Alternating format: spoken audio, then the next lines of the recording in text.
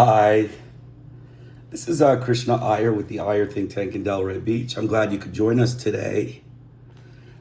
This is chapter 4 of Noam Chomsky's At War with Asia.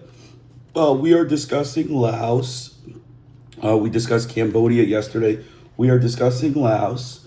And this chapter is going to go through the U.S. government's mafia, white racist gangster campaign against the Laotian people. It was an absolute genocide, a white racist mafia American throat-slitting gangster approach to the Laotian people. The American government did all sorts of crimes against the Laotian people. They subverted the election. They did all sorts of things to the Laotian peasantry and the Laotian people. And they didn't talk about their cluster bombs that were unexploded. They didn't stop and repair. They didn't pay reparations. These are racist mafia American white gangsters, and that's what they are.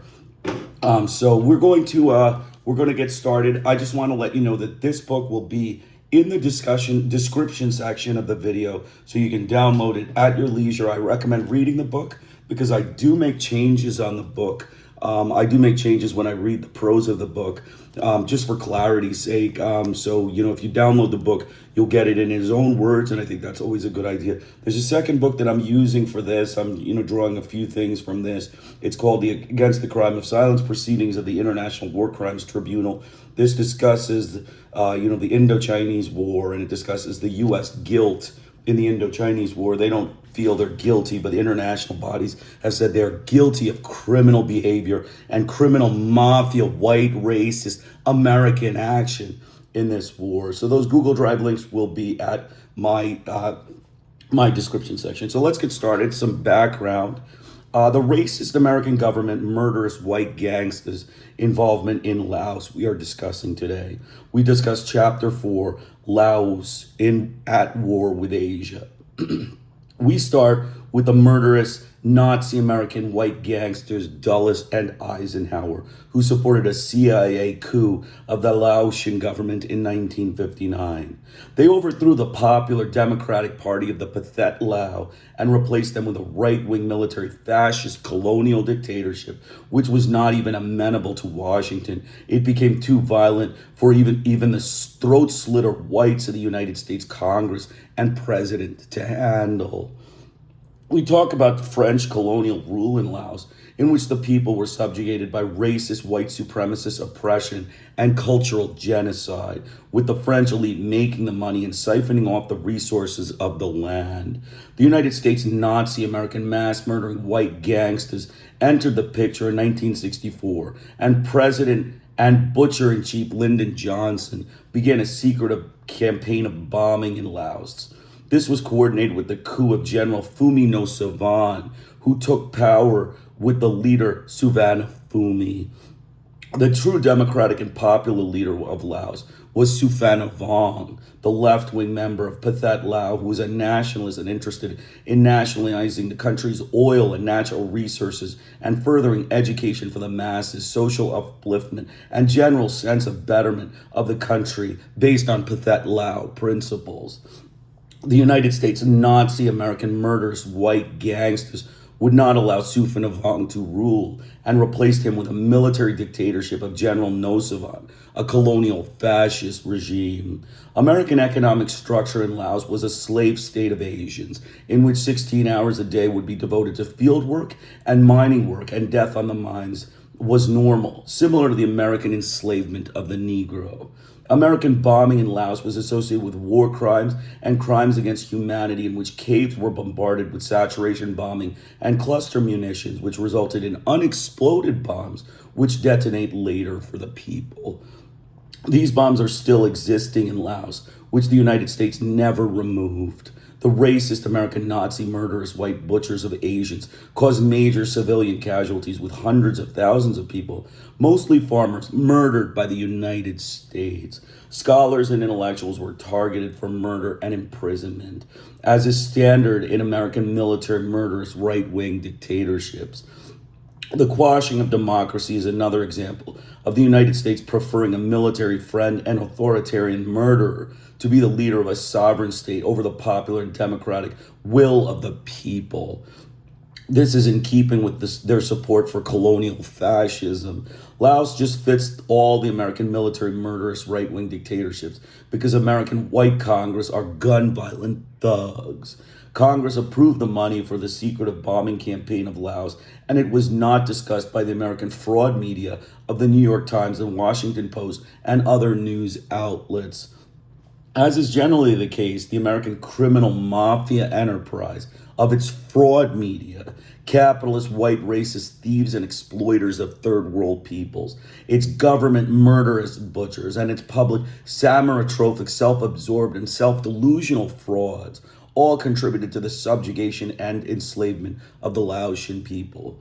For all of these actions, the United States needs to be kicked out of the League of Civilized Nations, including the United Nations, which requires adherence to democracy, rejection of fascism, and no throat-slitting racist white violence in the world group. So let's get started. Let's just start going because it's a long chapter, very few interruptions today.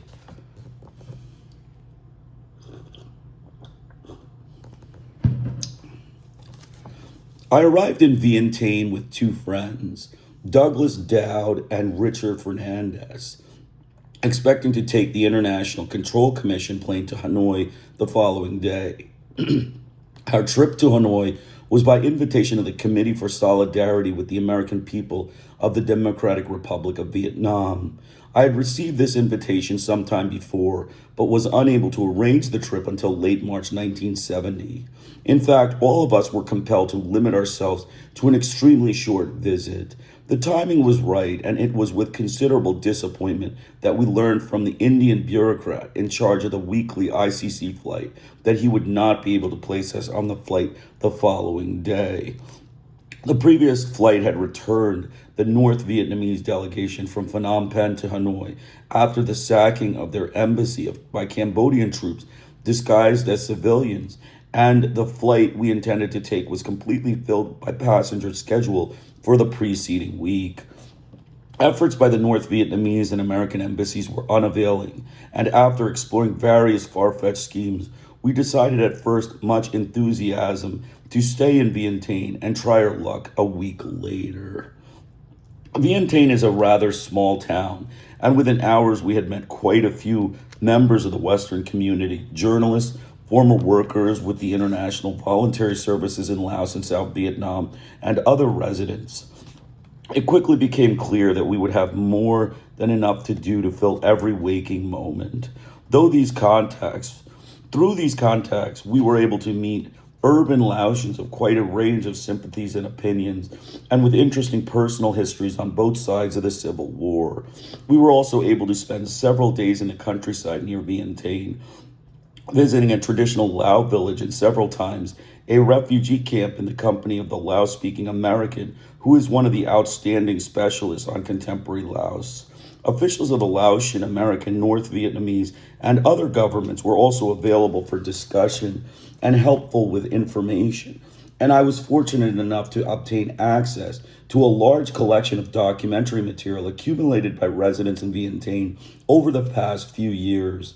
Many of the correspondents, both French and American, had a great deal to say, not only about Laos, but also about their experiences in other parts of Southeast Asia. Unfortunately, most of the people with whom I spoke, and most forcefully the Laotians, did not wish to be identified and asked me to err on the side of caution in citing sources of information. It doesn't take long to become aware of the CIA presence in Laos. The taxi from the airport to our hotel on the Mekong passed by the airfield of Air America, a theoretically private company that has an exclusive contract with the CIA. Many of its pilots, said to be former Air Force personnel for the most part, were living in our hotel. If you happened to be up at 6 a.m., you could see them setting off for their day's work, presumably flying supplies to the guerrilla forces of the CIA's army in Laos, the clandestine army led by the Mio General Vang Pao. These forces were at one time scattered throughout northern Laos, but a number of the CIA bases are reported to have been overrun. These bases were used not only for guerrilla actions in territory controlled by the Pathet Lao, but also as advanced navigational ports for the bombardment of North Vietnam and for the rescue of downed American pilots. There are said to be hundreds of small dirt strips in northern Laos for Air America and other CIA operations. After watching the Air America parade on my first morning in Vientiane, I decided to try to find out something about the town.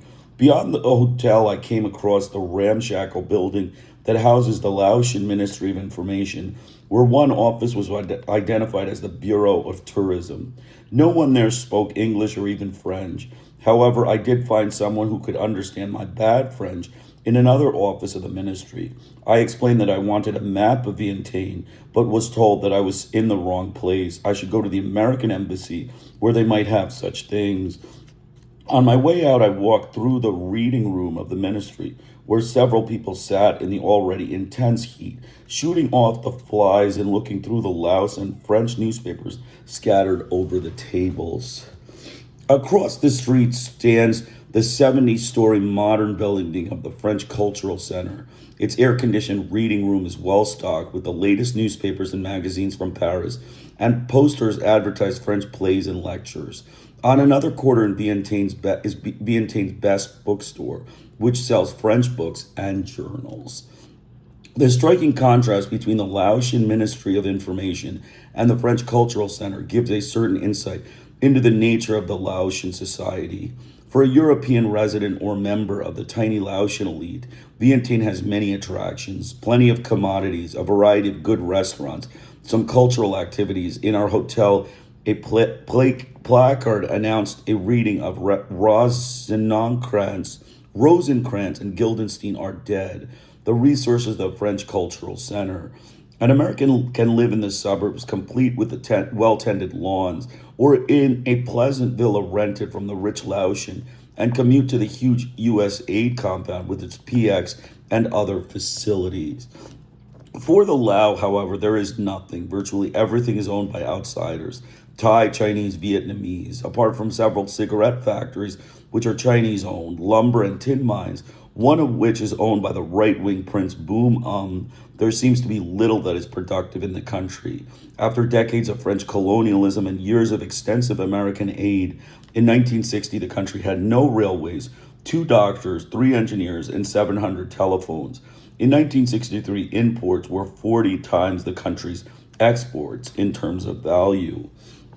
Economic development has been virtually non-existent, and the attempts by the Americans to stabilize a right-wing and pro-Western regime by lavish aid programs led merely to corruption, inflation, and new gradients of wealth within the country, and so played into the hands of the extreme left, the Pathet Lao.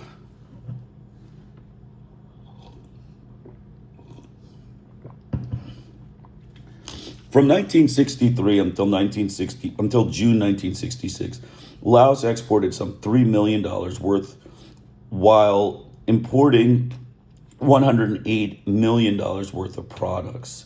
The recent Laotian government economic report cites an import-to-export ratio of 14-1 from 1964 through 1968. In 1968, 93% of the exports were tin, wood, and coffee, while 71% of the imports by value were food, gasoline, and vehicles.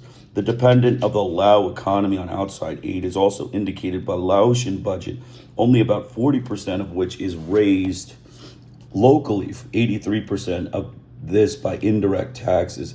Close to 60% of the budget goes to the military and police, about 2% to development. The Laotian educational system presents a similar picture.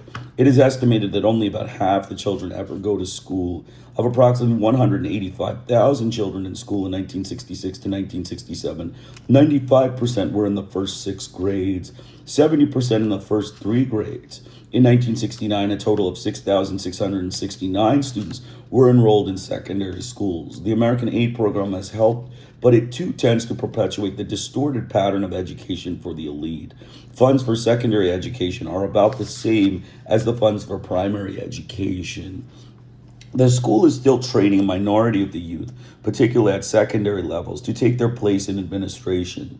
The biggest and best schools are still located in the cities. The values and attitudes communicated to children are still in those of an urban thinking, technocratic West. The curriculum is still a catch all of often unrelated pieces of information, and the concept of responsibility to the nation is still not being taught forcefully anywhere in the Laotian society. A Sensible Education Reform Act of 1962 remains largely a paper program. Fred Branford concludes that the school system is training a class of consumers, not producers of wealth, a Western-oriented elite that might, at best, administer Laotian society in the interest of the domestic elite and its American backers. Political life as well is limited to a tiny elite. The State Department background notes, March 1969, contend that only a few thousand individuals, many of them French educated, participate in government and politics. The bulk of the population is illiterate and politically passive. Surely this is true of the government-controlled areas. I will return to the areas under pathet Lao control later on. The Laotian elite do not seem too popular among foreign observers in Vientiane, who comment repeatedly on their venality and corruption. They also do not receive a very good press. Not untypical is a report by two French journalists who were at the site of a short but brutal battle near Paxane, southeast of the Plain of Jars. They described the arrival by helicopter of the strongmen of Vientiane, General Pathet, the most powerful of the Lao generals, well after the battle was over. A man with an enormous face and body wearing heavily camouflaged clothing, he approaches one of the 7 wounded soldiers waiting to be evacuated, taps him on the shoulder, and turning to us cries, "You don't see any Americans here, but nothing but Laos." Behind him, someone brings a case of Pepsi Cola and ammunition. The general has himself photographed, arms akimbo, behind a cadaver presumed to be North Vietnamese. It has been searched for an identity card by a soldier, but in vain. At the Paxane airport, we come across the American pilot who guided the T-28 bombing. He is dressed like a sheriff with sunglasses, a cartridge box, and a pistol in his belt. He says to General Coopersith, "We did a good job today, General." He adds, "Don't forget to go see Colonel, an Anglo-Saxon name. He is waiting for you." Coopersith makes an impatient gesture. A very well-informed observer describes the Royal Lao government in the following terms. Its corruption, lethargy, and indifference is as great, if not greater, than it ever was. Few people living under its rule actively support it. American officials have been unable to push for basic reforms due to the political necessity of getting on with the Laos civilian and military elite so that continued American bombing will be permitted. I discuss these matters with a middle-aged Lao intellectual, non-communist, but rather left-wing, and his general outlook, a man who has had a great deal of experience with the Royal Lao government and who has also lived in a pathet Lao area for some time. He also seemed to feel that the only hope for Laos was a pathet Lao victory, though he himself, as a Lao bourgeois, did not look forward to this with much enthusiasm. He felt, however, that nationalistic and uncorrupted bourgeois elements would find a place in a society organized by the pathet Lao. For the Royal Lao government, he felt only contempt, and he expressed his belief that even the younger men, although less dedicated to total corruption, would be able to do very little.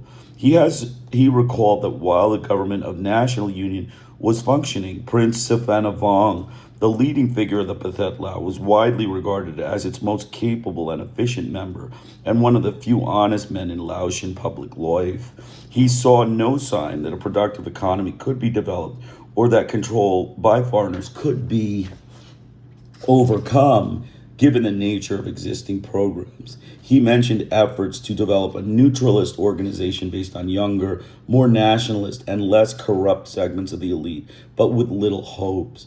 With some bitterness, he gestured toward the street outside the room where we were talking, observing that every one of the stores that lined the street was owned by a non-Lao.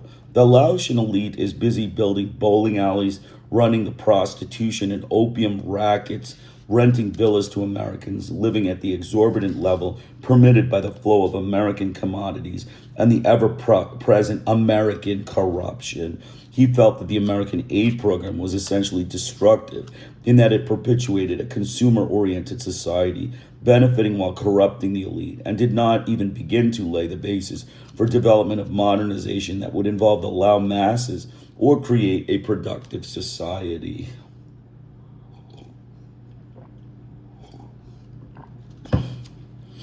Other well-informed observers agreed in a general way with this analysis. One pointed to a large monument in the center of Vientiane, referred to as a vertical runway because it was built by dictator Phoumi nosavan with materials that were to be used for improving the Vientiane airport. A young Lao teacher, openly sympathetic to the pathet Lao, gave a similar, though more vehement account. Asked whether the pathet Lao were attempting to build a clandestine organization within Vientiane to exploit such grievances and plan for an ultimate takeover, he said that to his knowledge they were not, but also that there was no necessity to do so. Many people, he reported, listen regularly to the pathet Lao radio and have considerable, though hidden, sympathy for the pathet Lao. He referred to the fact that the Neo-Lao Haksat, NLHS, the political party of the pathet Lao, had done very well in Vientiane in 1958, in the only real elections ever held in Laos, and asserted that these sympathies would once again be revealed if honest elections could be held. He claimed that similar sentiments are widely held among young urban intellectuals, though rarely expressed in the rather lax and inefficient police state atmosphere of Vientiane. I spoke at length with a refugee who had fled to Vientiane from Souvana, a town in the Plain of Jars, to escape the American bombardment which had wiped out the town by 1969 January. Few refugees will speak frankly to Americans whom they naturally assume to be representatives of the American government. However, I met this man under circumstances which encouraged him to believe we were quite neutral, perhaps even sympathetic to the pathet Lao. He expressed a deep hatred for life in Vientiane. He was appalled by the widespread prostitution, fighting, gambling, and cheating, and the general atmosphere of hostility within the city. He described an incident he had witnessed when a policeman simply stole a pair of boots from a poor old man who protested bitterly but could do nothing. Before the pathet Lao came, he said life was not too different, even in the small towns of Souvana where he grew up. The pathet Lao tried to overcome these difficulties. They told people not to be afraid of big men, quote unquote, or use honorific terminology, doi noi, a term used in speaking to superiors. They were scrupulously honest and tried to induce people to work out their disputes peaceably through discussion. They respected traditional Lao culture and discouraged gambling and opium and smoking, as well as Western fashions and customs. There was no prostitution, and women were treated as equals. Here in Vientiane, he said, it is different. We can't speak freely like back with the pathet Lao. There is freedom of speech here. If you don't do well, I can criticize you, even big man. If the big man is no good, I can get a lot of my friends together, and we can get the big man sent away. Other observers in Vientiane report that the Laotian elite live entirely beyond the reach of any law, free to do what they want with few constraints. Corruption is so widespread that it is hardly even an interesting topic for gossip. The pathet Lao leadership speaks with great bitterness about the effects of the American involvement on life in Vientiane. Souphanovong Vichit, Secretary General of the Neo-Laos Sakhat Central Committee and Minister of Information for the National Union Government of 1962, writes, together with military, political, and diplomatic maneuvers, the Yankees apply the so-called quote-unquote counter-aid policy, flood Laos with their surplus goods, and introduce American depraved culture in turn to turn the Vientiane controlled zone into a new U.S.-type colony by increasing the importation of surplus goods and luxury articles. They have seriously harmed the economy and finances of the country, driving Lao production into stagnation, wrecking handicrafts and small industry, and in certain localities, strangling whole branches of economy, such as hand weaving and smithery in areas under Vientiane control.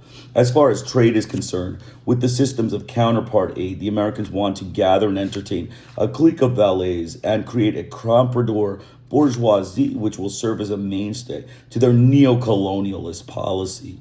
At present, import and export are entirely in the hands of those who control the ruling apparatus. Trade monopoly enriches lackeys of the United States while impoverishing the laboring masses. The head of the Pathet Lao Information Office in Hanoi also deplores the situation in Vientiane. He claims that Vientiane gives the impression of a Thai town. So many Thai have entered it in recent years. Apparently, their role in commercial life of the town is considerable.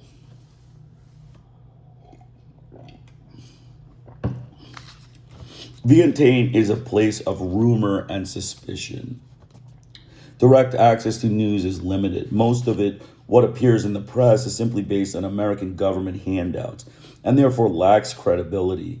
Little of the country is firmly under Royal Lao government control. We were warned not to travel too far from Vientiane, and taxi drivers made much of the dangers of going more than a few months from the city, in part, no doubt, so that they could demand higher fares. In a refugee camp about 35 miles from Vientiane, along one of the few roads that can be freely traveled, the inhabitants refused to take us out to the forest where, they said, men were working, claiming that the Pathet Lao were there, and the danger was too great. One man finally agreed to take us, but after leading us on a rather aimless path, said that it was quite impossible. Again, there may have been other reasons. Parts of the nominally government-controlled areas are actually run by the CIA, and no one seems sure where the CIA ends and the civilian aid program, U.S. aid, begins. The CIA bases of Sam Thong and Long Chang, north of Vientiane, are in an area designated as uninhabited on the detailed map that I purchased at the Service Géographique Nationale de Laos, dated 1968, supplied, I was told, by the United States. There are reported to be over 50,000 people in or near the two bases, and perhaps several thousand in the vicinity, almost all refugees. According to the spokesman for the Pathet Lao Information Office in Hanoi, see Note 16, these areas have been turned into a, quote, second capital of Laos since 1964. They serve the headquarters of Vang Pao's clandestine army. Sam Thong has been visited by correspondents and congressmen. Long Cheng is off limits. However, T.D. Allman made his way there on his own several months ago, and in a television interview with Bernard Kalb last February, reported what he had found during the 2-hour stay before he was picked up and shipped out. He described it as an immense intelligence gathering and administrative logistics base with a 3,000-foot runway, many planes and rescue helicopters, one in the air constantly to pick up American pilots shot down by communist anti-aircraft. He estimates that 10 to 12 Americans are lost each month in crashes of jets bombing in that area from their Thai bases. The forward air control planes, which mark targets for the American jets, are also based on Long Chang and flown by American pilots. He reports that there are CIA houses everywhere, identifiable by the fact that they have no windows but many antennas and air conditioners. Sam Thong has been reported captured several times, most recently in mid-May 1970. It was abandoned by the Vang Pao army in mid-March and occupied about 2 weeks later. Allied sources said looting and vandalism by Laotian troops had reduced the base to a shambles. The sources said looting had been going on since government forces retook the base earlier this week. Most observers feel that the communist forces can take these bases if they are willing to pay the cost, and that if they do, the Vang Pao army, largely composed of Mio mountain tribesmen, may disintegrate, perhaps making an accommodation with the Pathet Lao or perhaps being moved to Thailand. This would be a major blow to the American effort, since the clandestine army is a more serious fighting force than the Royal Lao Army. While we were in Vientiane, there were almost daily rumors of an attack on the bases, and North Vietnamese tanks were reported in the vicinity. Surprising, it seemed to me, given the intensity of bombardment in northern Laos, though it was pointed out that jet bombing is quite ineffective against military targets in the mountainous jungle terrain. The recent history of Laos contributes to the atmosphere of suspicion. The first government of national union of 1958 was overthrown by American subversion. And as Ambassador Graham Parsons stated, quite frankly, in congressional hearings in 1959, quote, I struggled for 16 months to prevent a coalition. An American military mission was operating at the time, headed by the United States Army general in civilian guise. In 1958 elections, of 21 seats contested for the National Assembly, 9 were won by Neo Leo Haksat and 4 by the candidates of Committee for Peace and Neutrality of Quinn Folsina, a left-leaning neutralist allied with NLHS. 5 right-wing and 3 non-party delegates were elected. The NLHS had put up only 13 candidates. Its leader, Souphanovong, got the largest vote and was elected chairman of the National Assembly. The United States withheld funds, thus impelling the Laotian elite to introduce a new government headed by, quote, pro-Western neutralist phoumi Sananakone. Shortly after, Phoumi declared his intention to disband the NLHS as subversive, scrapping the earlier quite successful agreements that had established the coalition. American aid was quickly resumed, and Phoumi pledged to coexist with the free world only. In December 1959, he was overthrown by the CIA favorite Phoumi nosavan, something of a Lao equivalent to a military dictator of Thailand, a cousin, it happens, who was also receiving substantial United States support. Although the coup government did not last, Phoumi retained his powerful position as Minister of National Defense, controlling most of the budget, and the extreme right won the ridiculous 1960 elections, rigged so crudely by the CIA and its favorites that even conservative pro-United States observers were taken aback.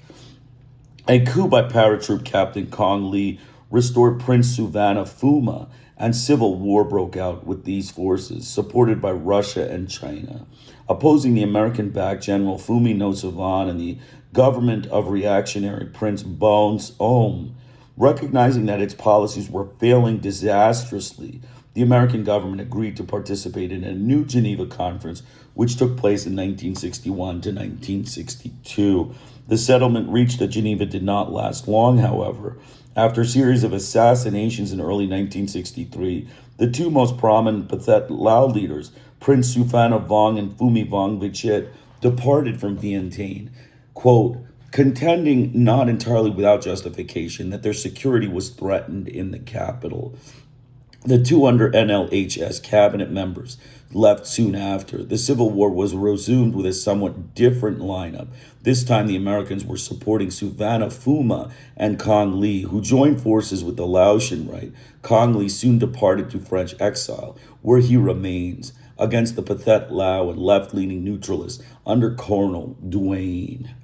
Foreign troops were to depart after the Geneva Agreements of 1962, along with all advisors, instructors, and foreign civilians connected with the supply of war materials.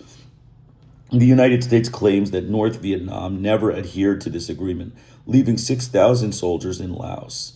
The Chinese claimed at the time that hundreds of American soldiers simply changed into civilian clothes, as in the 1950s. The pathet Lao maintained that, quote, after the signing of the 1962 Geneva Agreements on Laos, the missions of the military advisors PO, MAG, PAG, USOM put on a common civilian cloak, USAID.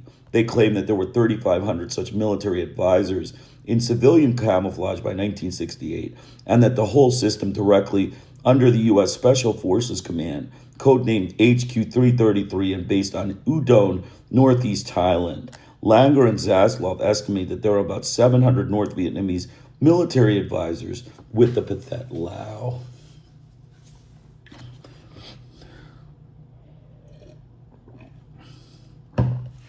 The Chinese nationalist troops, supported by the United States, remained after Geneva in 1962.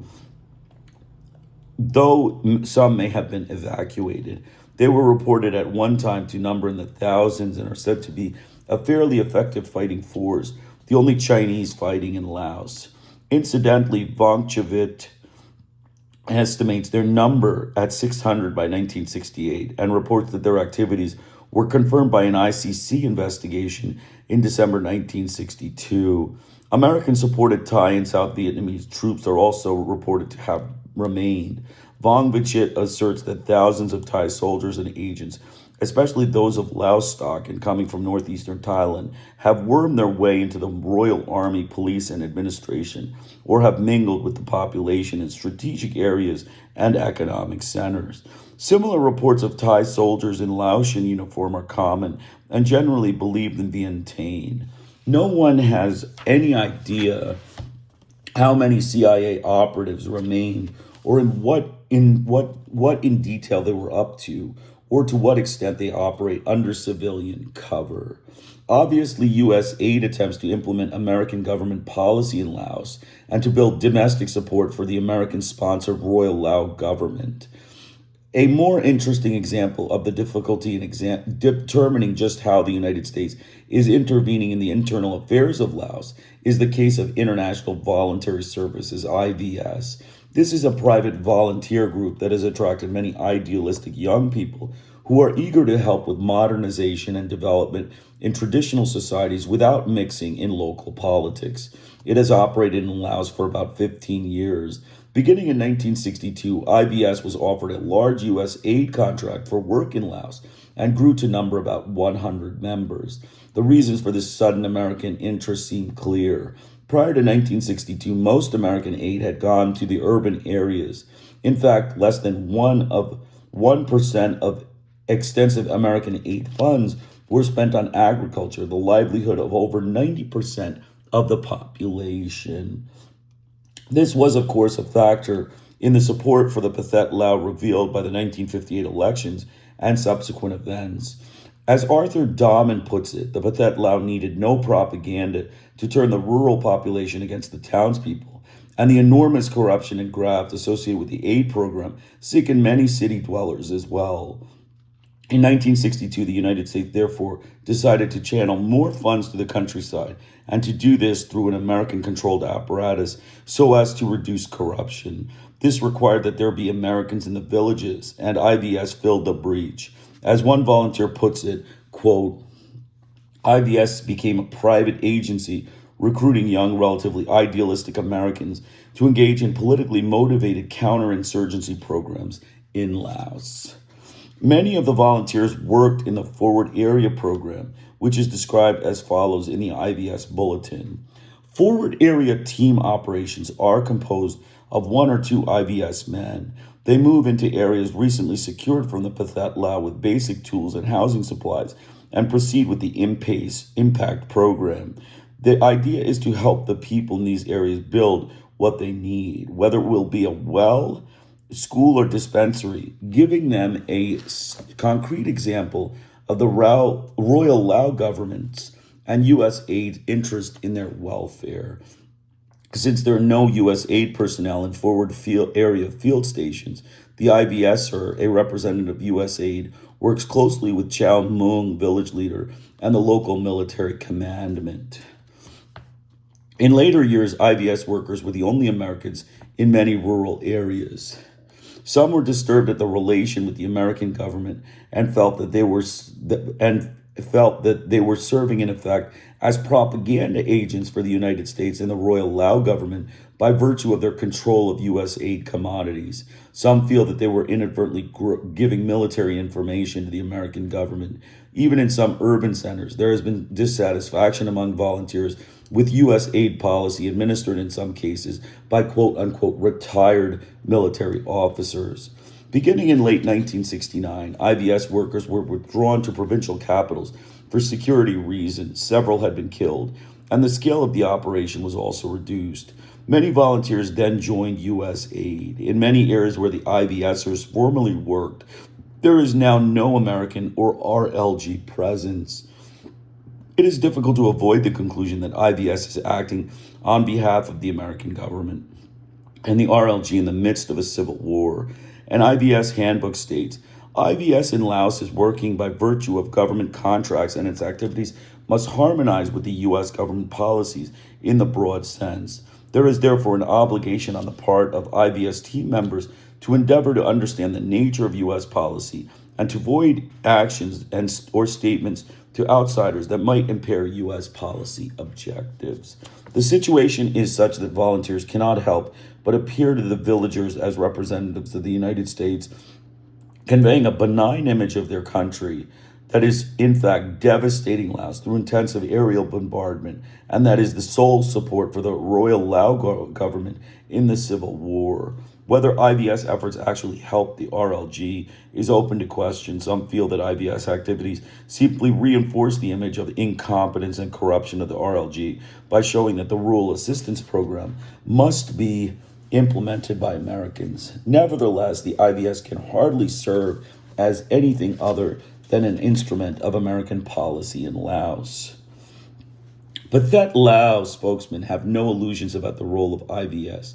Souphanovong writes, at present, Americans of, quote, rural development service of IVS go to scores of provincial capitals and district centers, towns, and villages in 11 out of 12 total 16 provinces in Laos to supervise the implementation of that program, collect intelligence data, and establish political bases in the countryside. It would appear that these suspicions seem justified.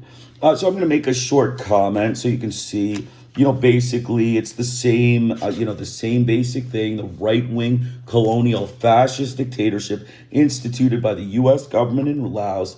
It's a right-wing fascist dictatorship of General Phoumi nosavan, who took power in 1959 and basically, kept the country going in a downward spiral. The economy was, totally lost. It was, a devastating program. The U.S. economy for Laos was just a miserable failure. Even the United States, admitted it was failing disastrously. Its policies were failing disastrously, and they, partook in the Geneva Conference.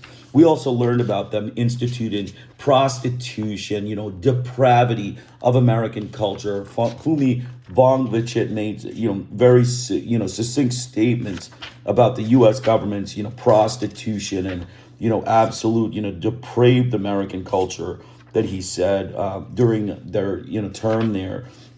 Basically, Opium, the opium trade was, promoted, the same trade that they promoted in China. These are mafia American throat-slitting white gangsters. You could call them mafia. You could call them white racist Nazi American throat-slitting gangsters, or you could call them anything, because all they do for third world peoples is slit their throats, bomb their country, destroy their economy, and then steal their money. That's ultimately the end of what they do. They are vicious white, racist mafia gangsters.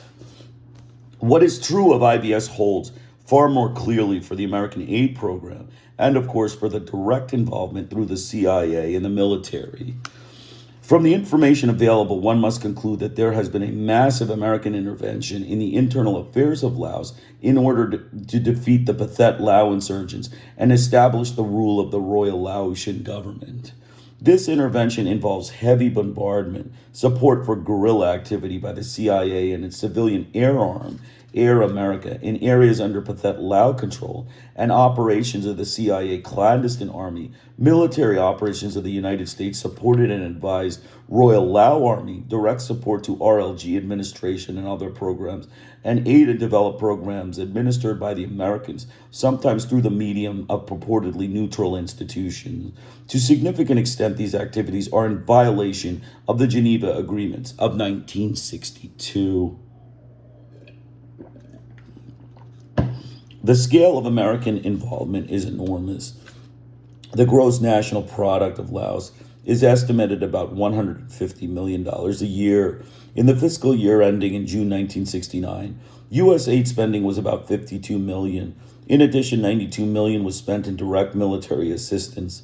This is stated to be much less than the cost of the American participation in the air war over northern part of Laos, which is classified. The cost of the air war in southern Laos and the funds expended in CIA operations are also unknown. In addition, there is the matter of support for the Thai troops in Laos. The Symington subcommittee hearings offer the following clarification on the matter. Mr. Paul of the commission staff, there have been reports in the press that have ranged as high as 5,000 new Thai troops in Laos. Is this acrophil? Mr. Sullivan, acrophil?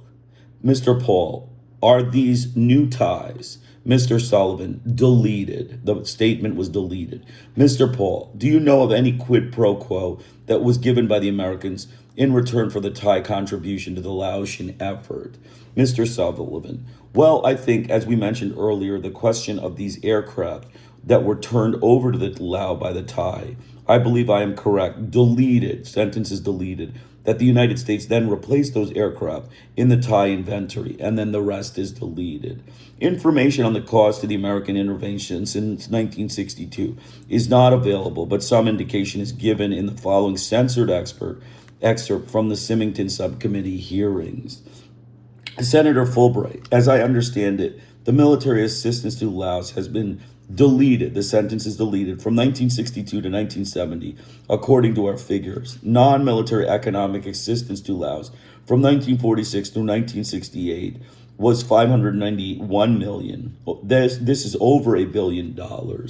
Note that the reference is to the narrowest category of military assistance, the category which ran about $90 million in 1969. The American involvement penetrates every phase of existence, as well as the destruction of Laos. To cite just one relatively innocuous case, consider the role of the United States Information Service in information dissemination, quote unquote, in Laos.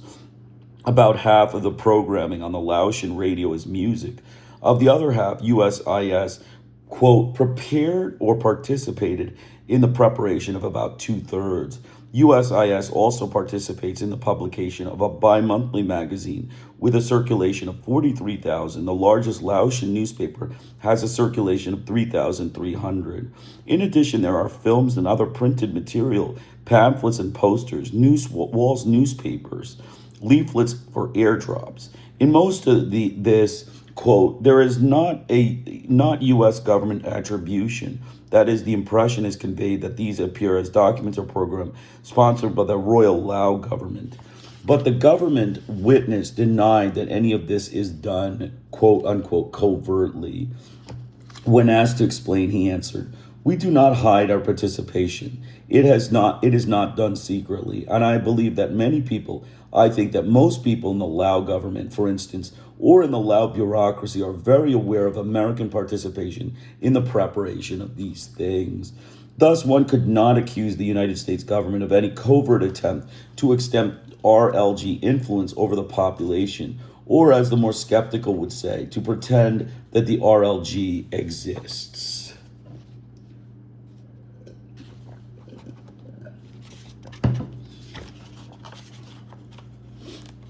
The official justification for the involvement is that it is necessary to defend Laos against North Vietnamese aggression.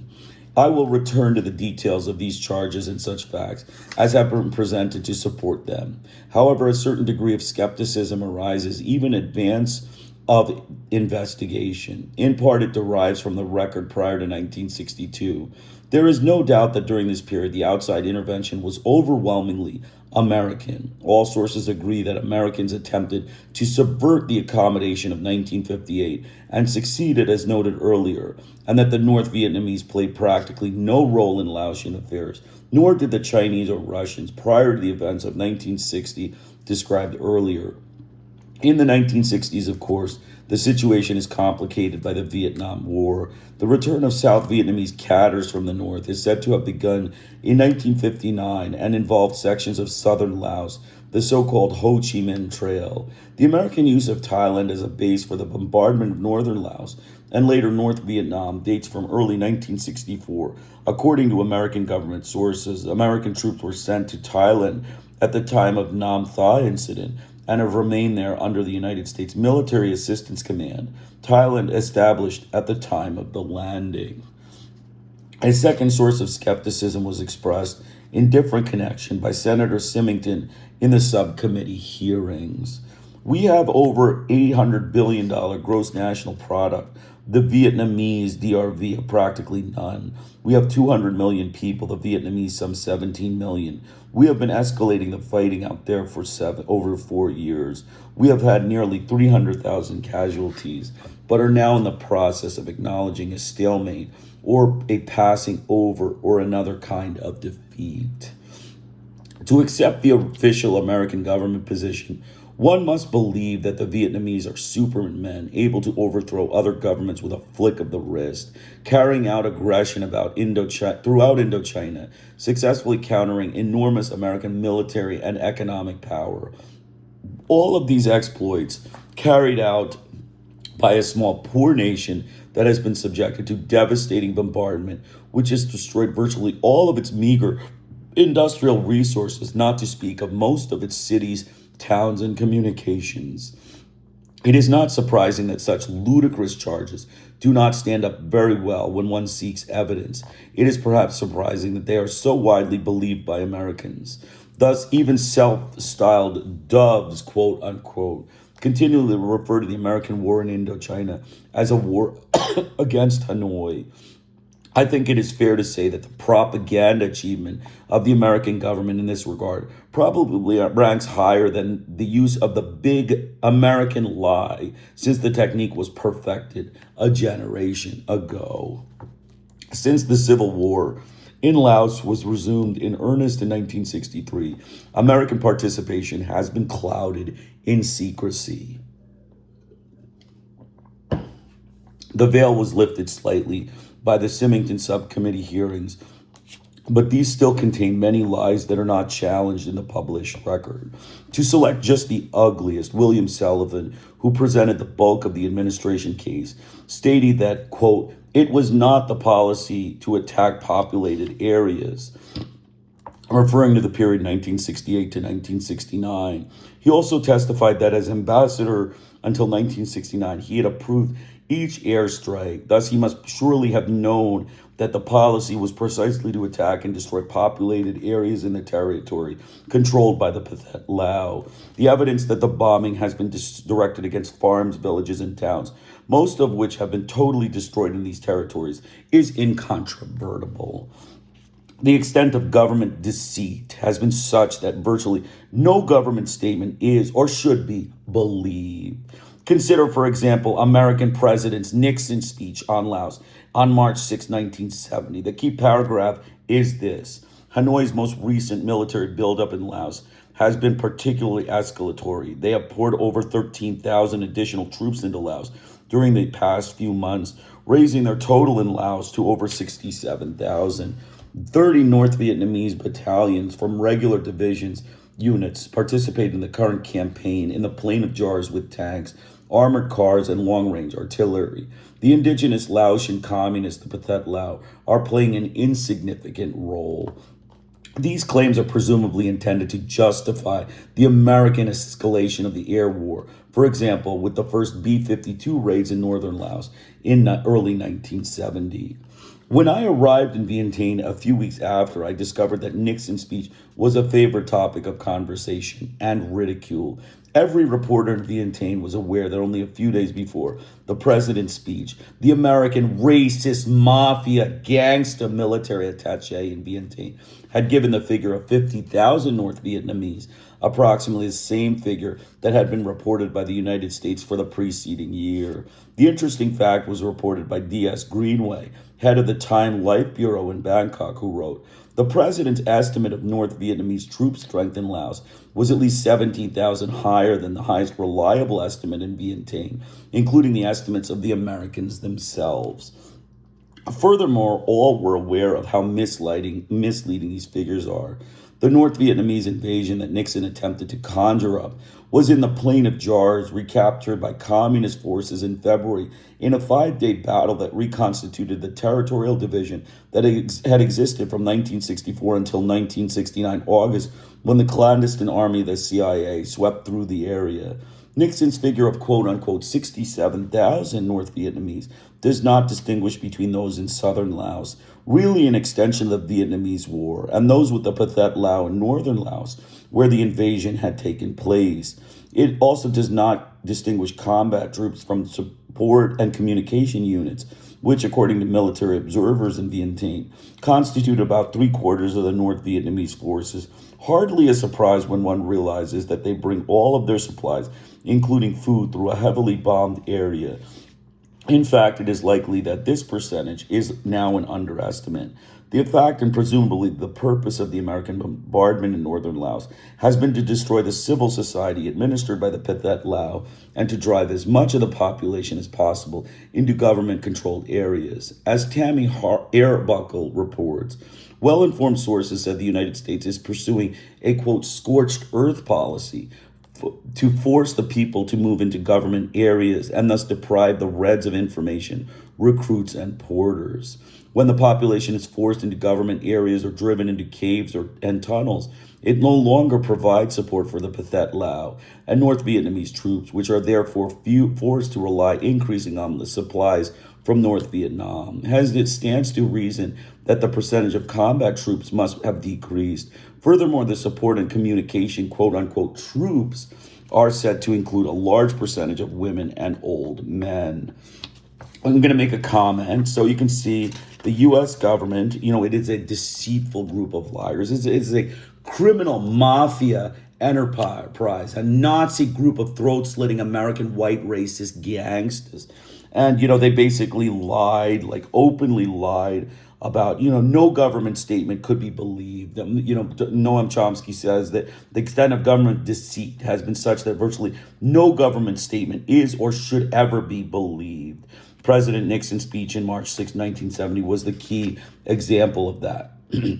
We also discussed the intervention, the fact that North Vietnam was being, framed as going into Laos and using Laos in their, attacks. This was all fabrications of the U.S. government. The standard thing, the U.S. fabricates and falsifies, omits things, just deliberately lies when they get into trouble. And they just basically delete the record. They delete the record, hide the books, hide the sources, and then say we didn't do anything and we're prestigious. They are white racist American Nazi throat-slitting gangsters. So continuing on,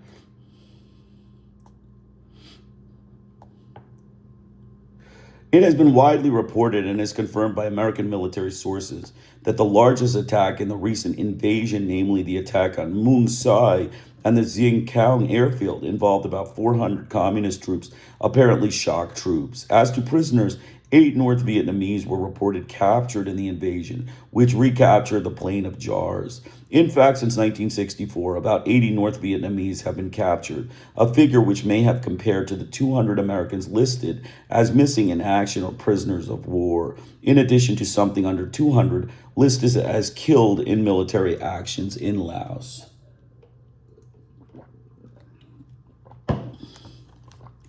These numbers must be taken with a large grain of salt. According to all reports, the Pathet Lao, in particular the North Vietnamese, keep to isolated, heavily forested, and often mountainous areas. Few refugees report contact with Vietnamese. Despite the vast intelligence-gathering effort of the United States, it is doubtful that any significant information is available concerning the number of North Vietnamese troops. It is no doubt correct that there are North Vietnamese combat troops in northern Laos. This hardly comes as a surprise, given the American record of subversion and armed intervention reviewed above. In particular, it would have been remarkable had North Vietnam not involved itself directly in the fighting in northern Laos after the American bombardment of Laos in North Vietnam began. As for southern Laos, according to American government sources, South Vietnamese cadres of the former Viet Minh began to return to South Vietnam in 1959 to take part in the fighting then underway against the American-installed Diem government.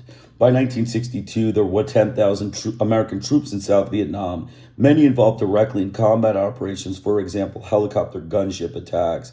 The South Vietnamese quote-unquote infiltrators had been regrouped to the north in 1954 in accordance with the Geneva Agreements, with the expectation that they would return to their homes after the scheduled 1956 elections, blocked by the United States. They remained in the north consistently with the North Vietnamese policy of attempting to reach a solution through negotiations and diplomatic initiatives. By 1959, it was clear that the United States would never agree to implement the Geneva Accords or permit any peaceful settlement. And under the pressure from Southerners who were being subjected to severe repression and direct military attack, South Vietnamese cadres began to return to the South.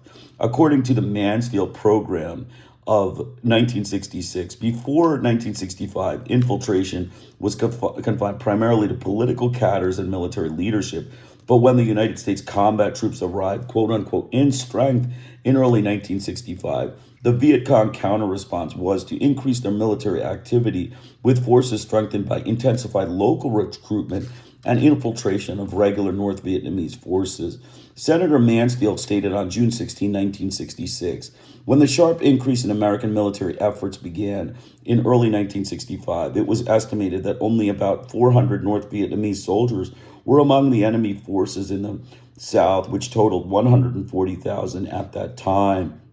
This statement was confirmed as accurate by the Pentagon. The 400 North Vietnamese soldiers to whom Mansfield referred are presumably those identified by Secretary of Defense McNamara on April 27, 1965, as constituting a battalion of the 325th Division, the first confirmed report by the United States government of North Vietnamese troops in the South, 8 months after the bombing of strategic targets in North Vietnam at the time of the fabricated Gulf of Tonkin incident, and 2.5 months after the regular bombardment of North Vietnam was initiated. American Marines were landed in Vietnam in March 1965, and the American force level passed 53,000 by mid-year, not including the unknown thousands of troops involved in air and naval operations. By February 1966, the American force level passed 200,000, and it was alleged that 11,000 North Vietnamese troops were in South Vietnam. By December 1967, the American force level was approaching 500,000, and it was alleged that 50,000 to 60,000 North Vietnamese troops were in the South, about the same number as the force of South Koreans fighting for the United States. The infiltration and supply of the troops made use of the so-called Ho Chi Minh Trail, most of which is in southern Laos. On the, quote, infiltration from south to north, see note 36. All of this is conceded even by those who are hardly more than propagandists for the American government. For example, Douglas Pice states that, quote, dispatch of North Vietnamese troops in numbers began in late 1964, and they began arriving in the South in early 1965. At that time, the trip took 3 to 4 months, war, peace, and the Viet Cong. Recall again that the bombing of North Vietnam began August 4th, 1964, and the regular bombing on February 8th, 1965. I need hardly emphasize that the outrage expressed by the American government over quote-unquote North Vietnamese aggression is a bit farcical given the actual historical record. It can be justified only on the assumption that the United States had a perfect right to undermine the Geneva Agreements internationally and to carry out the forceful repression of dissidents in the South, to engage in the large-scale combat operations in the early 1960s, to dispatch a huge army of occupation beginning in 1965, and to carry out extensive bombardment in Vietnam and Laos, while the South Vietnamese cadres in the north had no right to return to their homes. The Southern resistance forces had no right to react to the repression or the subversion of the Geneva Accords, and the North Vietnamese had no right to react to the bombardment of their territory by the American throat-slitting white gangsters attack on Laos and South Vietnam. In any event, whatever one may think about these assumptions, there is no doubt that by the early 1960s, Southern Laos was involved in an extension of the Vietnamese War. By the mid-1960s, a civil war was underway, with substantial outside support for both sides in northern Laos as well. Consider Nixon's claim that in the recent offensive in the Plain of Jars area in early 1970, the pathet Lao played only an insignificant role. In support of this claim, American military sources in Vientiane cite only one bit of evidence, namely captured prisoners.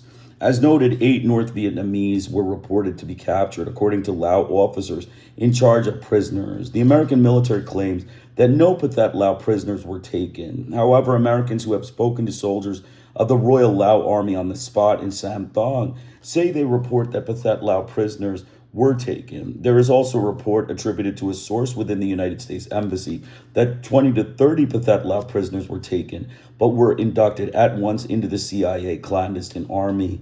From such numbers 8, 20, and 30, one can conclude very little. However, the proportion seems reasonable given that the military sources speak of 40,000 to 50,000 Pathet Lao troops, about half in northern Laos. Informed observers who have attempted to sift through what information is available speculate that there may be at most 5,000 Vietnamese combat troops involved in the fighting in Laos, a figure which may be compared with the 5,000 Thai combat troops reported, the unknown thousands of Americans involved directly in bombing and ground operations, and the other forces reported to be involved in the American operations. The Pathet Lao claim that there are 1,200 American Green Berets fighting in Laos. This is denied by the Americans. The Pathet Lao also claim that the CIA clandestine army includes tribesmen brought in from Burma and Thailand, as well as the Chinese nationalist troops that remain in northern Laos. Such reports are taken seriously by informed observers in Laos, some of whom note the multi-ethnic character of the Vang Pao clandestine army must require American coordination and control down to the field level. Interviews with defectors give some further information on the respective military forces.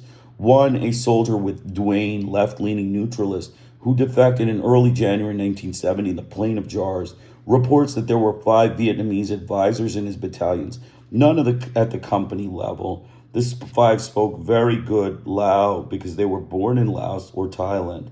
He reports 2,000 to 3,000 Pathet Lao troops in the Plain of Jars, of whom only 2 or 3 defected, and about the same number of North Vietnamese. In the elite sapper units, there were more Vietnamese than Laotians. The Vietnamese advisors, he reports, had no special privileges, but lived just like the Laotian soldiers. He describes the Duane and Pathet Lao soldiers as dedicated nationalists with excellent fighting spirit. But the Pathet Lao soldiers have a large point of view. They think about the country, they love their country, and they want progress for their whole nation. They do not think about themselves personally until their country has been freed. Everyone must have his freedom before they can think about their own personal desires. Asked about the money, he said that the Pathet Lao soldiers don't care too much about the fact that they are so poor. You see, they are fighting for their freedom and progress and the freedom and progress of their country. They don't care if they have much money or little money, or even when they die or not. They only care about their country and whether they understand why they're fighting, he replied. Oh, yes, you see, there are classes all the time. Also, the officers are always supposed to talk with their troops and explain to them what the war is all about. Every soldier in the Pathet Lao army understands very clearly what he is fighting for. The Lao colonel in charge of the camp had a somewhat different view of the matter. He believed that a Pathet Lao defector would fight just as well for the Royal Lao Army for one reason. He defects with his family. In this case, we keep the family on our side and send the husband to be a soldier. He can't do any mischief because we have his family. They will fight all right. You see, first we have their families. Also, we give them a lot of money. This encourages them to fight. Then also there is one important thing you must understand. These soldiers have no education. They don't know what they're fighting for. They are with the Pathet Lao, and the Pathet Lao give them a gun and tell them to fight the enemy. So they do. On our side, it is the same. We tell them they must go to combat the Pathet Lao, and they do. To tell the truth, really, it's all a question of force. Whichever side is stronger, they will fight for it. If you force them to fight well, they will.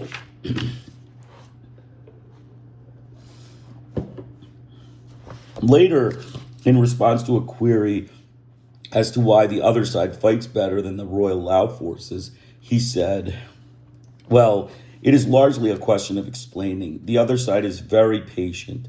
They always explain to each soldier what he is doing, so encourage him. They send out many agents to talk to everyone, to keep talking and talking until they convince them. One man can spend all day today and tomorrow and the next day just talking to convince one other man. But our side laughs. All we do is talk on the radio all the time, blah, blah, blah. But the radio is no good. It is gone in one ear and out the other. To convince people, you have to talk with them personally. American government sources, though naturally highly antagonistic, give not a dissimilar picture.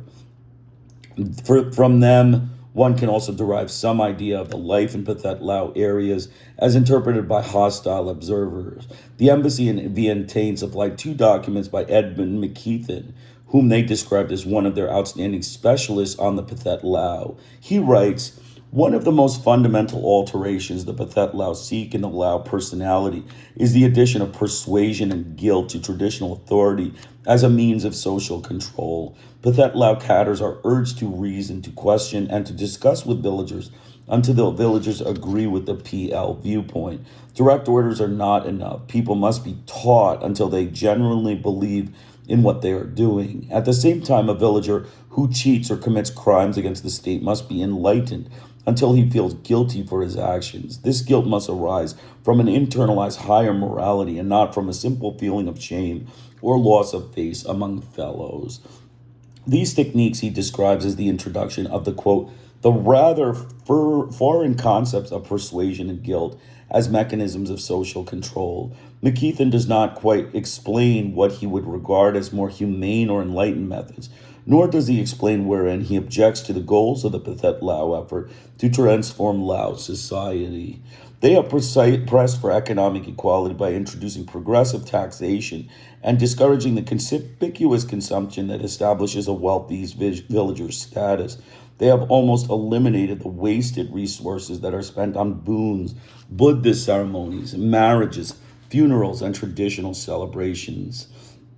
They have taken the initial steps toward the communalization of property by establishing, quote, public rice paddies, by closely controlling livestock sales and slaughter, and by introducing public ownership of livestock in the school system. The status of women has also been altered as they have been given greater responsibility in administrative affairs and have assumed jobs traditionally restricted to men. They have set up youth organizations devoted to lofty principles and dedicated to the advancement of long-range goals. Being fair-minded, McKeithen does not limit himself to these comments, which he apparently regards as negative, judging by the paragraph that follows. Finally, we should note the favorable aspects of PL rule as reported by the refugees. The favored areas of they favored the ideas of adult literacy and agricultural development, but not the ways that the Pathet Lao had been carrying them out. They also speak favorably of the virtual elimination of official corruption. Later on, he describes Pathet Lao measures to improve agriculture, use of fertilizers and irrigation directed by North Vietnamese technicians, establishment of co-ops and local control of commerce, displacing the former Chinese and Vietnamese merchants, progressive taxation to support teachers and medical personnel, and a basic tax, 15% after exemptions, to help the state, educational reforms, including primary schooling in virtually all villages, and the instruction of textbooks which emphasize hygiene and better agricultural practices, as well as self-denial, communal endeavor, and solidarity against U.S. racist, colonial, fascist imperialism. Adult literacy programs, improved medical services, prohibition of polygamy and outlawing of the practice of bride abduction in Mio areas, and so on.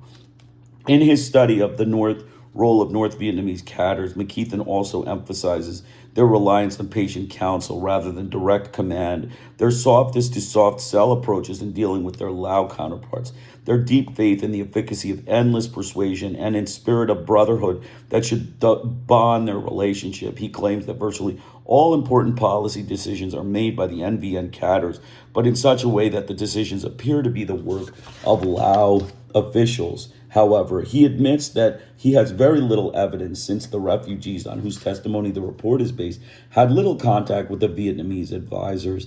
The Vietnamese keep to themselves, even raising their own food. He reports the Vietnamese served as political advisors at higher levels, and that economic and other advisors work also at lower levels in giving technical assistance and as teachers.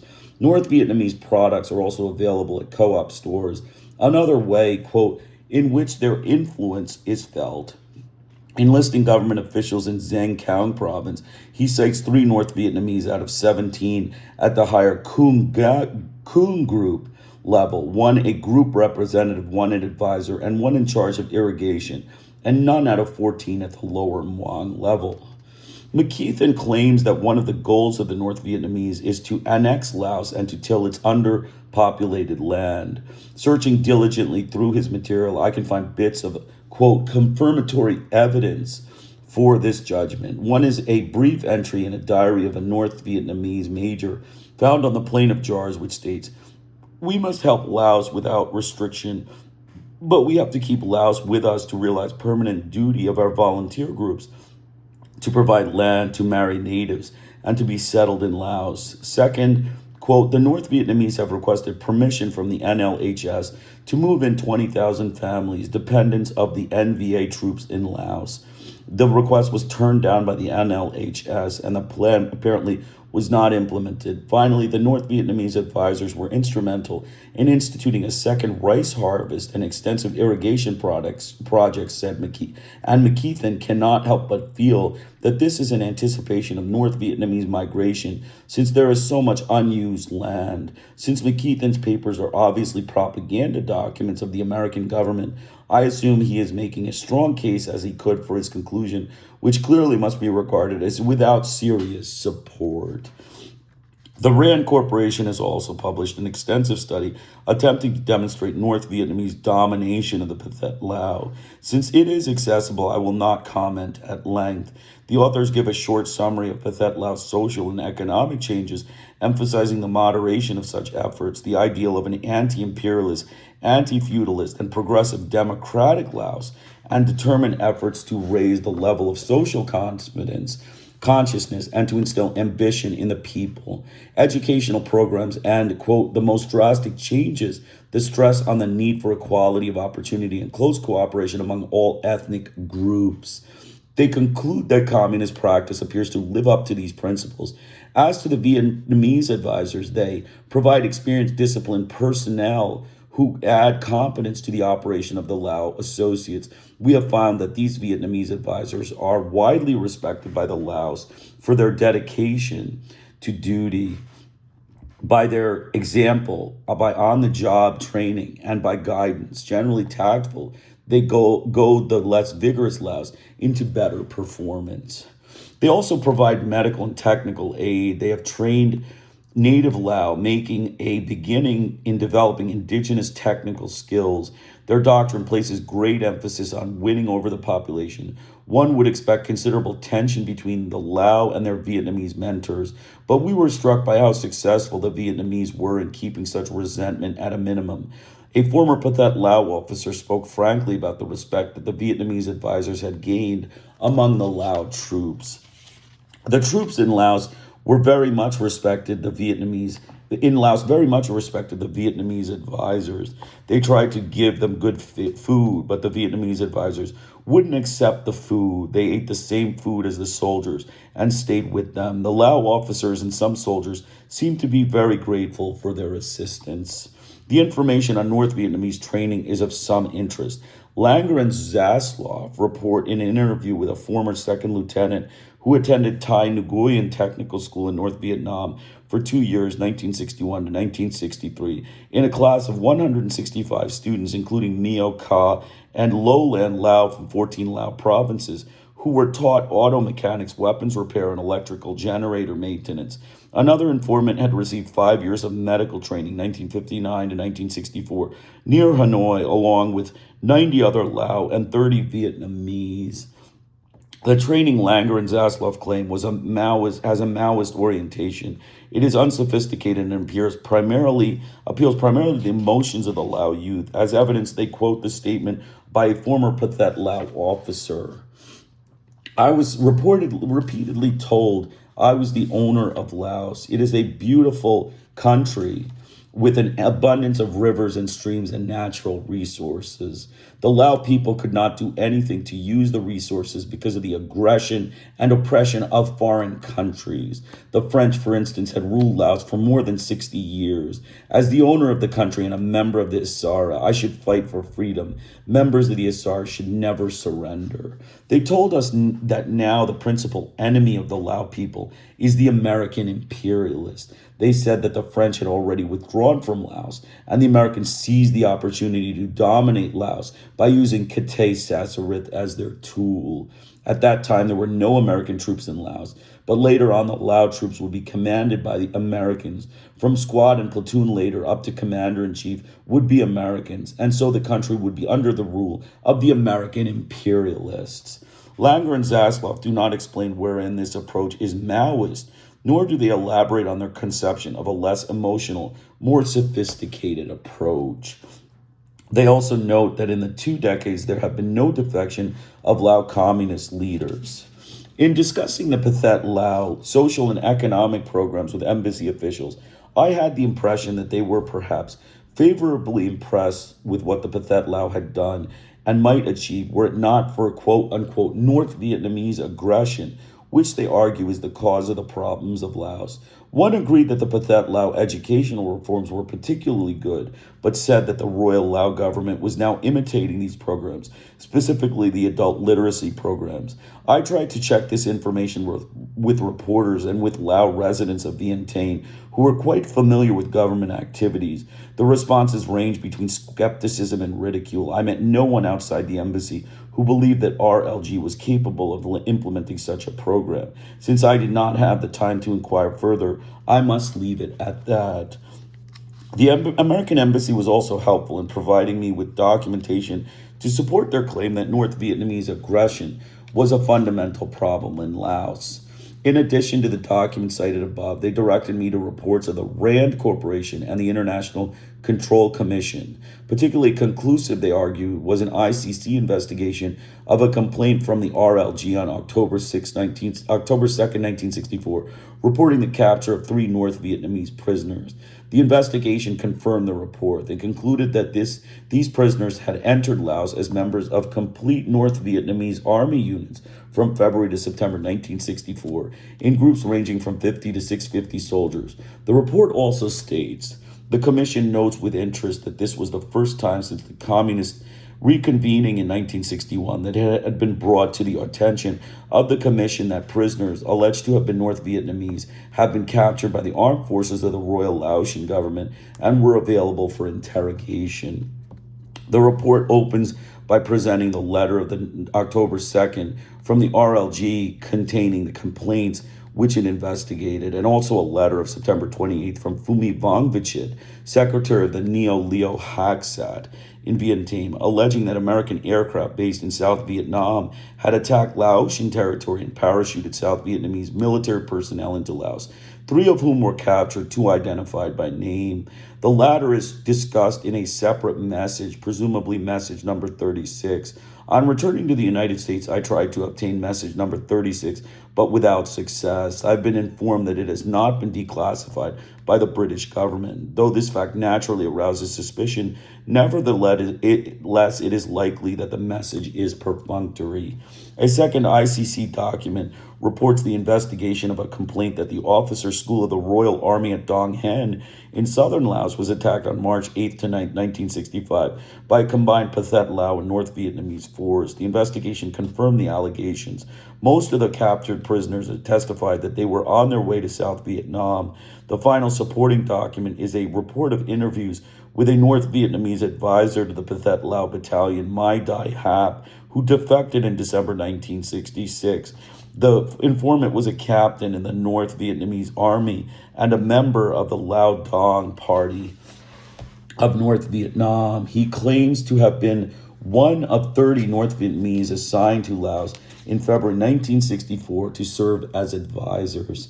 He trained the personnel of Lao Battalion and directed its operations. He served in the vicinity of Nam Tha near the Chinese and Burmese borders. In February 1966, his unit was sent to Mong Long in the area of the company, a highland tribal minority in northwest Laos, near Burma, to defend the Pathet Lao base that was under attack by the RLG forces. This was a region in which the Vietnamese and Pathet Lao were built resistance bases against the French, so that the Ko people welcomed them heartily, especially after seeing the Vietnamese within the unit. Because of the discouragement over the hardships of combat, a feeling that he had failed in his leadership, concern that the enemy, now supplied with artillery and bombers, was growing in strength and receiving support from the lowlanders, and a series of personal problems, including second marriage, he defected in December 1966.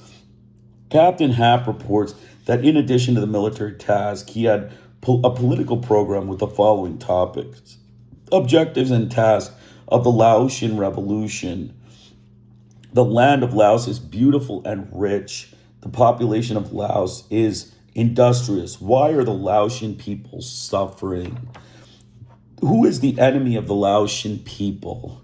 The tasks and nature of the Laotian Liberation Army.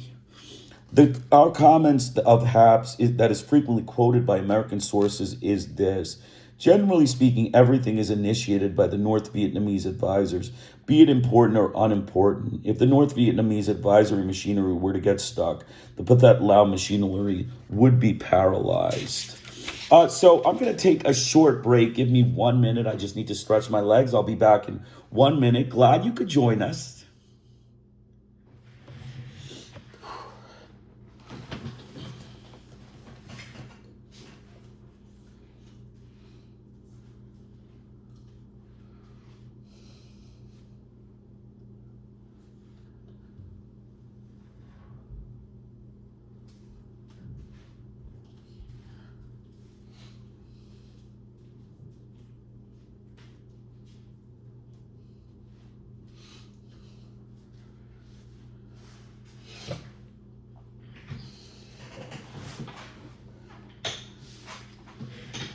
Okay, so I'm just going to make a couple comments here.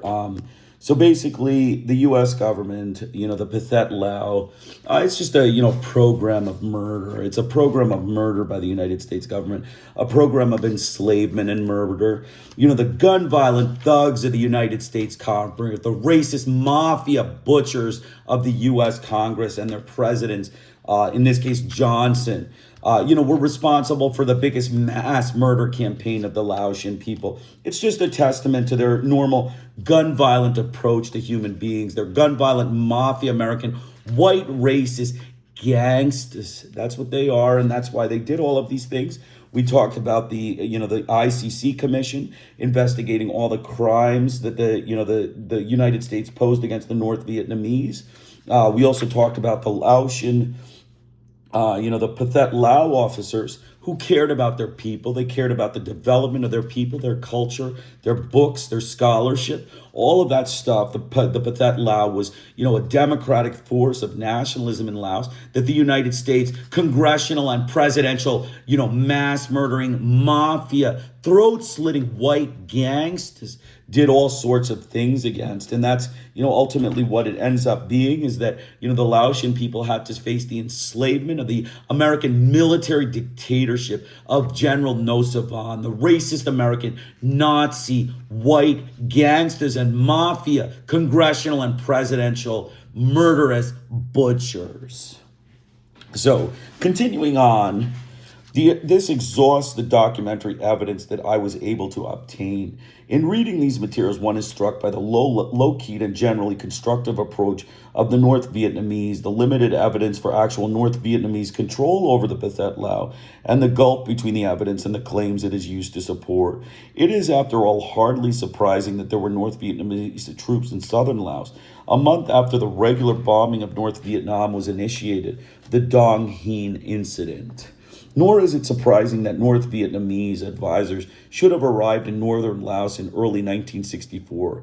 Note that the first complaint to the ICC was in October 1964. In view of the events outlined above, recall that regular bombardment of northern Laos from Thai sanctuaries began in May 1964. Recall as well that the CIA established bases along the North Vietnamese frontier for sabotage and guerrilla action, as well as to guide the all-weather bombardment of North Vietnam. It is interesting to compare the North Vietnamese involvement with the American program, aspects of which were discussed earlier. Also remarkable is the barely suppressed outrage over the North Vietnamese activities. How dare they assess friendly forces on the border that the United States is determined to destroy?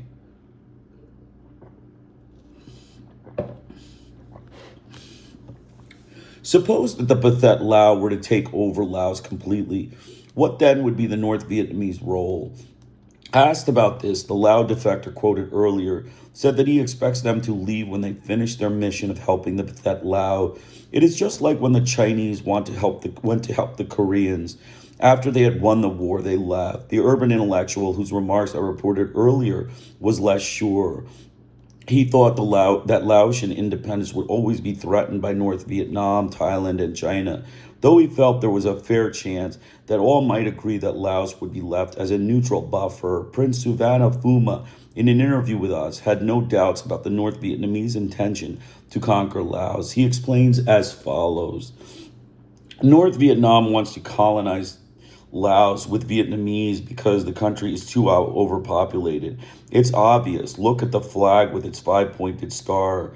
One is for Tonkin, one for Annam, and one for Cochin, China, one for Laos, and one for Cambodia. He offered no other argument, apparently regarding this as conclusive, applying this reasoning to the American flag. A North Vietnamese spokesman described the interest of his country in Laos as purely strategic. It is on our western border. For our own security, we cannot allow Laos to turn into a base for the Americans to threaten us. You know that the Americans have been using Laos as a forward base, both for themselves and for the Thai, and have guided their planes for bombing us from Laos. Laos has been a historic invasion route into North Vietnam. The French took Laos first, originally before setting out to colonize us. At the end of World War II, they went back in and took Laos first, then used Route 9 to transport men and materials to take Hue and also Route 7. Our only concern for Laos is that it remains strictly neutral. We cannot allow Laos to be a base for the Americans with their planes, their soldiers, their special forces, their CIA, their Thai, and other mercenaries. Naturally, North Vietnam regards the Lao territory bordering on North Vietnam, particularly in the provinces of Phong Sali, Luang Prabang, Sam Nu, and Giang Gong, as essential to the security and will strive to ensure that these areas are not controlled by hostile forces. China also uses an obvious security interest in these areas, as long as they are under attack by American forces or by forces which North Vietnam and China can regard with justification as American puppet forces. One can expect a continuing North Vietnamese involvement. It is difficult to see why North Vietnam should attempt to conquer Laos, thus being forced to control a hostile population and coming face to face with the Thai. Nor can I find any serious evidence for such an intent. The aims of the Thai in Laos are also subject of much speculation. The pathet Lao view was expressed by Souphanovong Vichit. The expansionist was conceived by the Thai bourgeoisie after it came to power in 1932. Its aim is to unify all countries inhabited by Thai people, South China, North Vietnam, Laos, and northeastern Burma, into Greater Thailand around a core formed by present Thailand. The immediate target of this expansionism is Laos. The Thai feudalists had conquered almost half the Lao territory, and 5/6 of its population had been assimilated.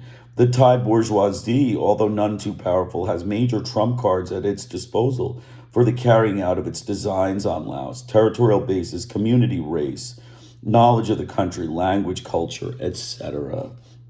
The Thai are also said to fear potential Lao expansionism, not through direct military aggression, but through guerrilla activity in northern and northeastern Thailand, which contain many more Lao than there are in Laos, in addition to many dissident mountain tribesmen. The Mio, of whom are organized by the CIA in Laos in the clandestine army, are regarded in Thailand as communist sympathizers, and there is a concentrated effort by the Thai military to remove them from their mountain homes by force. Reuters reports that government authorities are uprooting thousands of Mio Hill tribesmen for their homes in northern Thailand and moving them away from growing communist influence there, official sources said today. According to reports in Vientiane, this is a bit of an understatement.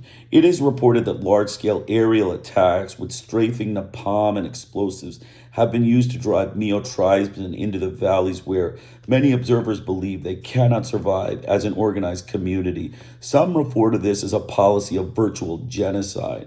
The future of Mio in Laos is also grim. Thailand is deeply involved in the Indochina War, with troops fighting for the United States in South Vietnam, Laos, and Cambodia.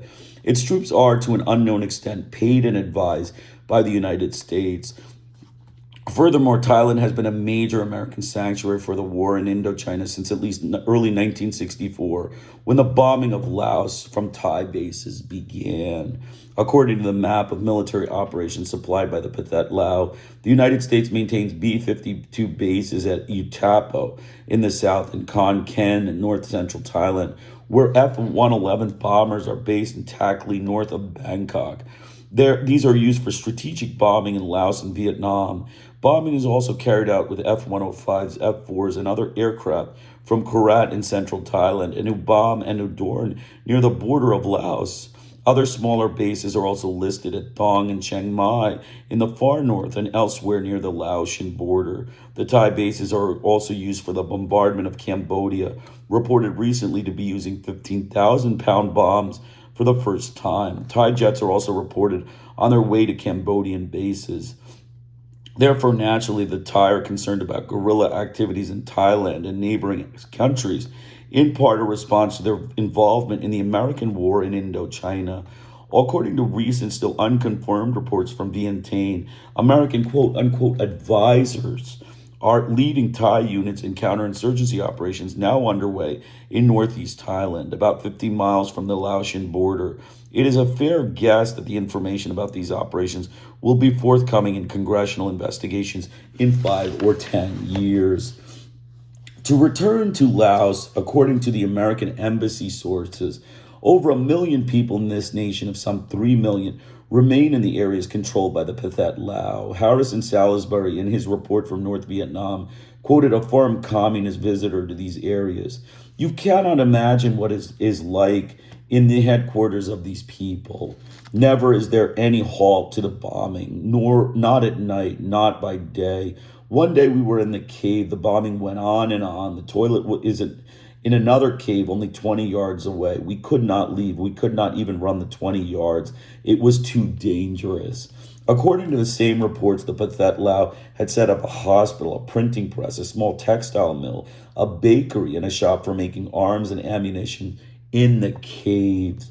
The bombardment was said to include guided missiles that could dive into a cave, as well as high explosive and anti-personnel weapons. The people came out only at dusk and dawn to try to farm, but the planes attacked any visible target, even trails and cultivated fields. These reports attracted little attention, presumably because the source was not believed. In June 1968, Jacques Tourcoing of Le Monde traveled to Sam New province and confirmed these reports. Some excerpts see Chapter 2. Tourcoing's harrowing account of life under perhaps the most intensive bombardment in history received little attention in the United States, but it did not go entirely unmentioned. Paul F. Langer, discussing Pathet Lao efforts at economic development for the Rand Corporation, observes, quote, claims of substantial advances do not appear to be borne out by the testimony of refugees or sympathetic observers, referring to Tourcoing's reports as his sole evidence. He did not go on to point out that substantial advances might be a bit difficult in an area where everything has been destroyed by aerial attack, where civilians can rarely emerge from caves without being torn to shreds by the constant bombardment. Reports from eyewitness observers have also appeared in the Soviet press. Julian Semenov arrived in Samnu shortly before December. He reports that everything is burned and ruined and life is confined to caves. All targets have been destroyed, the bombing simply plowing up the ground in selected sections. Even candlelight brings bombers, he reports. He quotes a 13-year-old girl who tells how phosphorus bombs are used at cave entrances. The smoke of the phosphorus bombs slowly crawls into a cave, blinding those inside and causing loss of consciousness and death. Those who escape the cave are attacked with high explosive bombs.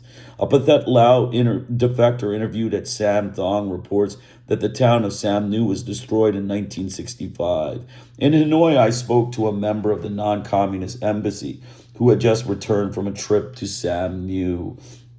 He too reported that virtually nothing remains above ground, but that life continues in the caves. Probably the same is true in areas of southern Laos that are outside of government control. A Lao commander of a bomber squadron interviewed in March 1970 designated large areas that are free strike zones where all targets have been destroyed, though thousands of civilians remain in the area, living with the pathet Lao in the forest. He assumes that anyone who stays with the pathet Lao or the North Vietnamese is the enemy, civilian or not. Some 700,000 refugees are said to have fled to government-controlled areas. The most recent arrivals are from the Plain of Jars. As noted earlier, this was an area under pathet Lao control from 1964 until 1969. In a fall offensive, the CIA clandestine army conquered the plain after an intensive bombardment, the first stage shift in territorial boundaries since the outbreak of the Civil War.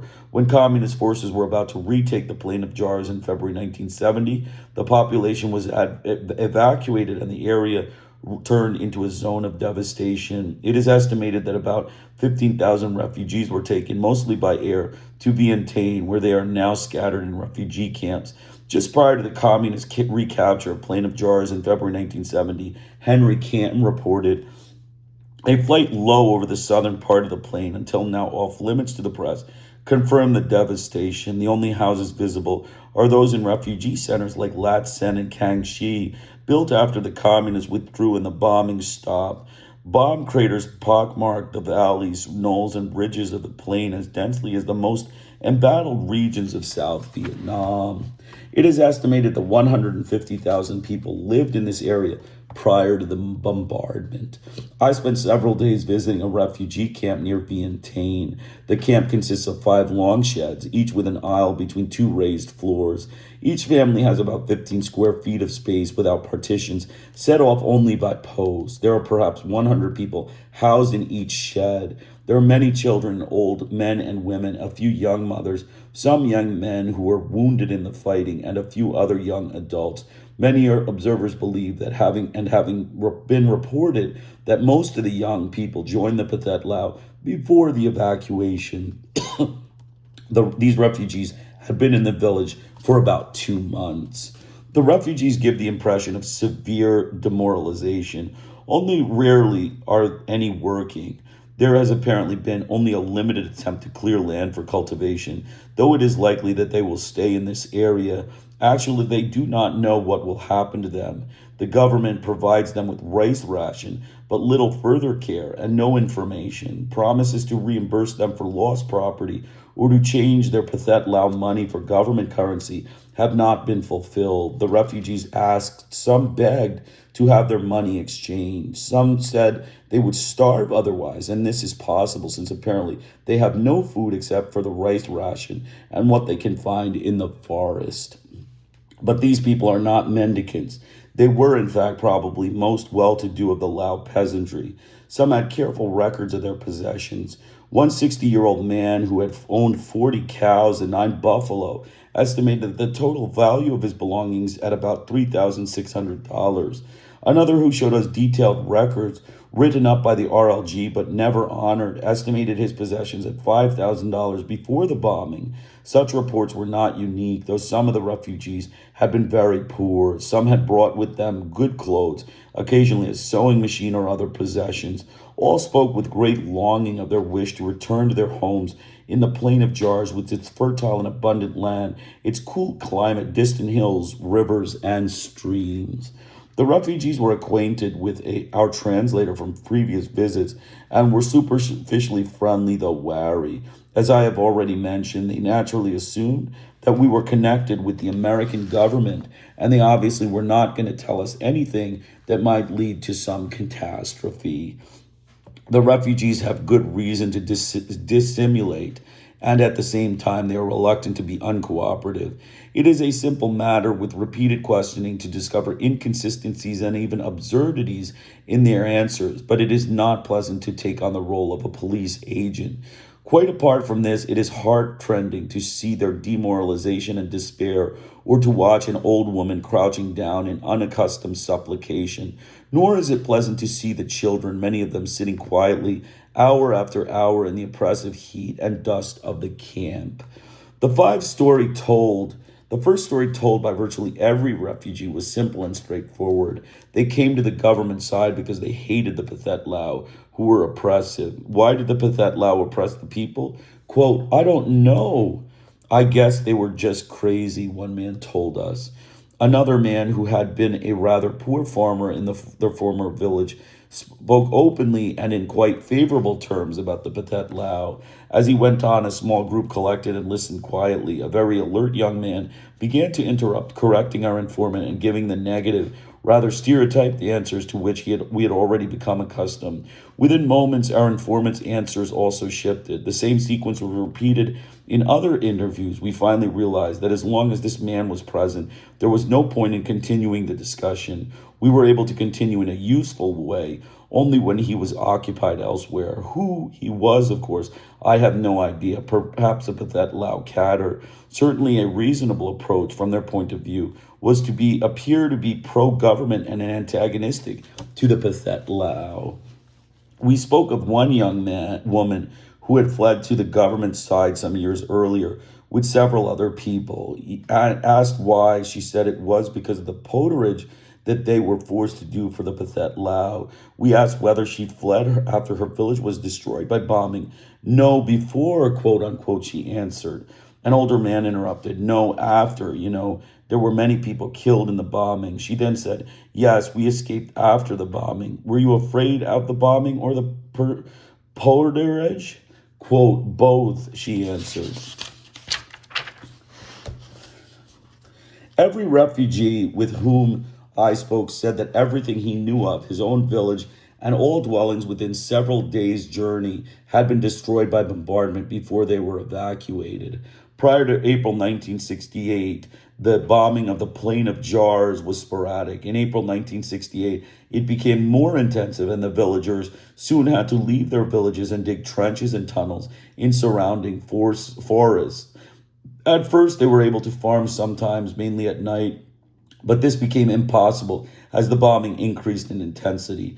One man told us that the people of this village had been forced to move 8 or 9 times, deeper and deeper into the forest, into new systems of trenches, as the bombing extended in scope. He reported that by April 1969, his village had been destroyed by bombs and napalm. The pathet Lao showed them how to dig trenches and tunnels and identified the types of planes. Another reported that in February 1969, the bombing destroyed everything in the village. The first bombing of the nearby village was in June 1967. Later, the bombing was constant, and the people lived in tunnels in the hills, coming out only on the days when the bombing stopped. Our translator, who had taken about 300 interviews with refugees, informed us that these stories were typical. Every refugee to whom he had spoken, reported that everything he knew of personally or had heard about was destroyed by the bombardment before the evacuation. In September 1969, the Vang Pao army conquered the plain. The Mio soldiers were undisciplined and killed many of the cows and buffalo. Many of the young men joined the pathet Lao. Others were taken in the Vang Pao army. We asked why the Mio soldiers killed the cattle. One man said the soldiers told the villagers that they didn't want cattle left to nourish the pathet Lao. The refugees were concentrated in new villages, strategic hamlets apparently, when the Vang Pao army came. Then, when it was clear that the plain could not be held, they were evacuated. The primary complaint against the pathet lao had to do with the compulsory porterage. Prior to the bombing, there was very little porterage. But when the bombing began, the pathet lao soldiers moved to remote areas and could no longer use trucks as before. The planes made the soldiers disperse and they forced us to do porterage, one refugee said. One claimed that the porterage had begun as early as 1964. Others gave later dates. All, when pressed, said that the porterage began when the soldiers were forced by the bombing to move to inaccessible places. Few of the refugees had ever seen any Vietnamese. The one informant, when interrupted by the young man whom I mentioned earlier, agreed with this man that the pathet lao were really Vietnamese who spoke Lao. A moment before, in an answer to the question, what kind of people are they? He had answered, oh, they are our own Lao people. He was unwilling to talk any longer at that point. The refugee did see some pathet lao soldiers, but for the most part, they too stayed in the forests and hills. There were other complaints about the pathet lao. One relatively rich farmer said he could not live comfortably with the pathet lao, even if the bombing were to end, so that no more porterage would be necessary. They would take us to study all the time. There was no money, no commerce. They only respect you if you have torn clothing, so we have to wear torn clothing all the time. The poor farmer I mentioned earlier gave a more sympathetic account. He described a mild land reform in 1965. They told the people who had a lot of land to give some to the people who had only a little. I didn't get any, and none was taken away. I had enough. They only took land to give to the really poor. The people from whom they took the land away sometimes were angry. In this case, the pathet lao would say, look, you have a lot of land and he doesn't have any. Do you want him to die? Question mark. They always explain. They rarely put anyone in jail. Only if they explained for a long time and they still didn't give any land. The people who were taken away were not put in prison. They were taken to nationalizing to study and work. If a person caused trouble, they also took him in to study. Also, lazy people, they would teach them not to steal or your friends will kill you. Being lazy or not giving up your land is stealing from your friends. The pathet lao never yelled. They really did well. They really acted nicely. They never stole, never took anyone or beat anyone. The informant had never been to school and was quite pleased that with the pathet lao educational reforms. He said that the teachers were taken to souvana to be taught and then returned to the village. Other boys joined the pathet lao to be soldiers, and some went to the towns for medical training or to join the civil administration. No pathet lao lived permanently in the village, he reported. He was not sure that the pathet lao taught the teachers, but when they returned, they taught only in Lao, no longer in French. Everyone was taught to read, and women in particular. The only people who didn't study were those who were blind. I knew how to read. I studied arithmetic. Before I didn't know anything, but the teacher didn't work as much. Now he worked much more. The teacher wasn't happy because he was working all the time. General laughter. We interviewed two of the village teachers. They said that when the pathet lao came in 1964, after driving the Congolese forces off the plain, they took the teachers to the souvana for 10 days. They instructed them in teaching methods and told them they must teach in Lao, not in French. They explained that Lao is our own language and Laos is our country and we don't need foreign languages. They also gave them political education. They taught us that under French, a French-style education was taught because they wanted people to love France. But now they taught us that our country was liberated and we have a liberated style of education. And education could teach people to love their country. Education was now for everyone, not just for the rich. In the old days, education was mainly in the towns and cities. Many villages had no schools. When the pathet lao came in, they trained many teachers and many more people were educated, though schooling was still not universal. Language teaching and mathematics were made more difficult than before, and 4 grades were to be instituted for everyone. The teacher was required to conduct an adult literacy program on Saturday and Sunday. Villagers who knew how to read also became literacy instructors. They described the literacy campaign as very good and virtually universal. The text had political content and dealt with agriculture and practice matters. Before, they had just mechanical teaching of reading with no content. Under the pathet lao, Text dealt with agriculture and livestock and loving your country. The political content was something like this. Before, under the French, we had to pay taxes and money and were sent to France. Now we're building our own country and we are not working for foreign people.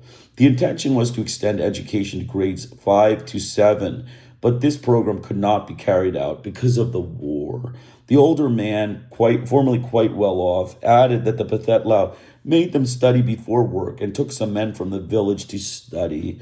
They taught us mainly agriculture. One must produce more, build the economy. One man should do the work of 10. If you produce more, you can exchange it for clothes and money. Then we can exchange the produce with other countries. In theory, he said it was a good idea, but he wasn't too happy about it, particularly because of the taxation. The pathet lao took 15% of everything above subsistence. This was for the soldiers, the teachers, and medical personnel, whom they trained and returned to the village. Others were taken to the town to study dancing and singing, the traditional folklore, and the national culture. The informant was rather skeptical about the medical training. He felt that it didn't do much good. In Vientiane, I was shown a collection of pathet lao texts. Parts were translated for me, and they did seem remarkably high quality. Apparently, American officials are also impressed with pathet lao educational programs, and as I noted earlier, they may be attempting to imitate it. A RAND study reports that 1967 constituted something of a landmark in Lao education. An American finance secondary school got underway in Vientiane. Here, for the first time in the country's history, most of the instruction will be offered in the Lao language rather than in the traditional French. The truth is that this new secondary school will be copying what the pathet lao has already accomplished in the villages of Laos. Full teaching in the native language. A refugee from the town of nosavan itself gave us a good deal more information on life under the pathet lao, as it appeared to be a participant who was willing to talk freely. As he reports the recent history of the region, the pathet lao and the Congolese neutralists worked together until after the Geneva Agreement of 1962, when Congolese right-hand man Ketsana began to confiscate American arms and divert them to right-wing elements. This led to a split among the neutralists, and the pathet lao gave their support to the left-wing neutralists under Colonel Duane, taking over the Plain of Jars in 1964. Prior to that, these groups cooperated in a land reform that eliminated absentee land ownership and in setting up a legitimate local administration. The activists in this period were intellectuals from Vientiane and Sam New, who had studied in France. The pathet lao tended to live more among the people and recruited peasants from the area, while the intellectuals were, for the most part, with Kong Lee. At first, the pathet lao kept their identity secret. Later, they began speaking more openly to people whom they felt they could trust and build confidence through long, patient explanation. They always spoke nicely. This he reiterated over and over and gave long explanations before suggesting any action. They lived like the poor peasants, for example. They refused to ride in trucks as the Congolese soldiers did. They were very cautious and prudent. The pathet lao cadres encouraged the people not to be afraid of the important men or to use honorific forms of address. The pathet lao changed many things. They helped the villagers farm rice and build houses. They gave rice to people who didn't have enough. They changed the status of women. Women became equal to men. They became nurses and soldiers. Wives were not afraid of husbands anymore. At first, some husbands got angry, but they were told that there was to be no more oppression. Look, she's human. You don't have special rights. Before, everything was for hire. After the pathet lao came, money wasn't necessary. They tried to induce cooperation among the villagers and to bring families to cooperate in agricultural work. They used no force, but tried to shame people into helping if they refused, to encourage them to see thus that all would benefit from cooperation. They formed the awakening groups of cadres from the villages that were responsible for encouraging cooperation and collectivization. By 1967, virtually everyone was involved in collective farming, though they also kept private plots. The cadavers never insulted anyone. They were very intelligent and spoke softly. They tried to make you like them. They would never take out guns and money to impress people. In 1967, they suddenly replaced all outsiders with local cadres drawn from the awakening groups. Many of these had been taken away for training for a month or so. Each village had a complicated system of organization, political, administrative, defense, police, young boys, young girls, women, cleanliness, education, cooperation. Everyone belonged. They elected their own leaders. They were also technical organization concerned with irrigation, livestock, agriculture, adult literacy, and forestry. Representatives of these groups would deal with exports from the outside in matters such as irrigation. The first bombing began in May 1964. Souvana itself was bombed in 1965. In November 1968 to January 1969, it was completely evacuated and destroyed. By September 1969, everything was destroyed. The Vang Pao army came through in September 1969. By 1964 to 1965, there were some North Vietnamese soldiers in the vicinity, but very few. By 1969, there were many. The soldiers had a very strict discipline and kept away from villagers. People felt sorry for them because of their enforced isolation. But the pathet Lao taught them the North Vietnamese were their friends who had come to give them technical assistance and help them survive. They had enormous respect for the North Vietnamese. To illustrate, our informant told a story of a North Vietnamese irrigation advisor who was condemned to death by the pathet Lao after he had killed a water buffalo. The people objected and protested to the general who affirmed the sentence. The man then killed himself. In general, they regarded the North Vietnamese with awe. The pathet Lao also taught them not to hate the American pilots, some of whom were captured and led through the town, but only their leaders. I asked one man of about 50 who looked strongly and healthy why neither he nor anyone else seemed to be working, why they were just sitting in the sheds when they surely should be preparing to farm. He said, "Let the war end and we can return to our village. I don't know how to farm here. No one comes to explain or help to tell us how to do it. We don't have the strength to cut down the trees. The government says nothing. They don't tell us whether we can ever go home. We don't know all the land has trees or bushes. We are too tired to cut the bushes and the trees.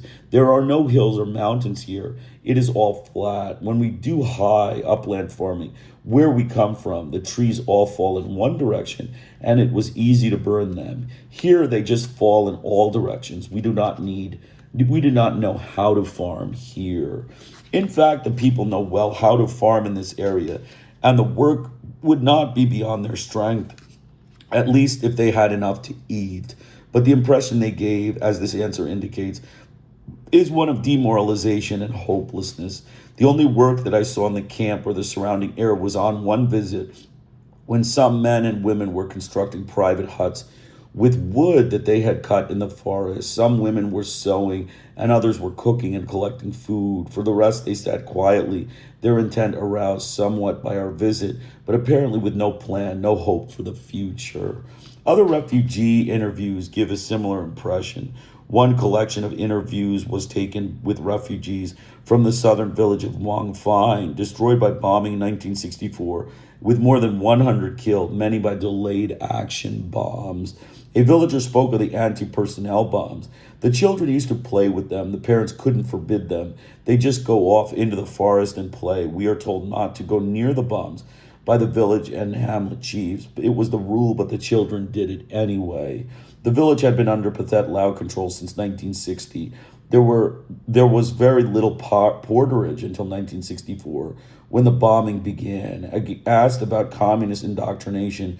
The informant said, "They used to tell us what we should build ourselves up, work hard, and grow as much rice as possible. They also told us not to go over to the enemy side. They tried to convince boys not to become monks, saying that people should work, but didn't bother those who went on to do so anyway. One monk said that many of the people who went with the pathet Lao, about a third of the village, went willingly because they liked the pathet Lao, but this was hotly denied by the village chief." The villages reported seeing no North Vietnamese until after 1964. When the bombing began in 1964, it was largely propeller-driven T-28s, but it shifted to jets and became far more intensive in 1966, and then again in the end of 1969. From 1965, the villagers lived in holes until they fled to government city in late 1969. North Vietnamese prisoners captured in that area report that the bombing did not bother them particularly. They kept far away from the visible targets. But that Lao defectors also report that the bombing, though troublesome, was not a severe problem to them directly. The defector from the plane of jars quoted earlier, "I was not afraid of the planes. They killed many people, it is true, but for us soldiers, it was not so dangerous. When it came low, we could shoot it down. When it was up high, it couldn't do us very much damage because it didn't know where we were. We had our own methods for hiding, so I wasn't afraid." Asked whether he hated the pilots, he answered, "Yes, I hated them. If they only came to shoot at me, I wouldn't care. I was a soldier. But they tried to kill all the villagers, and the villagers are just farmers. They just grow rice. They didn't do anything against the pilots. I'm a Lao man. Those villagers are Lao. I must hate the men who try to kill them." He estimates that for every soldier who was killed, 50 villagers were murdered by the American racist gangsters. From other parts of the country, the same story is heard. Thus, a report from Nam Tha in the Northwest states that since 1966, villagers in the area have been living in trenches because everything they own has been destroyed and burned. The Pathet Lao representative in Vientiane, Colonel South Petrossi, says, "From the province of Phuong Sali at the extreme north on the province of Saravane in the south, everything has been razed. There no longer exists any village, any peaceful agglomerations. The life in the liberated zones is so terribly difficult that the population must shelter themselves in natural caves or hide in the forest. Movement is restricted to nighttime. School is taught at night. Work in the fields is done at night." From the available information, one must accept this judgment as essentially accurate. A correspondent for the Far Eastern Economic Review summarizes as follows.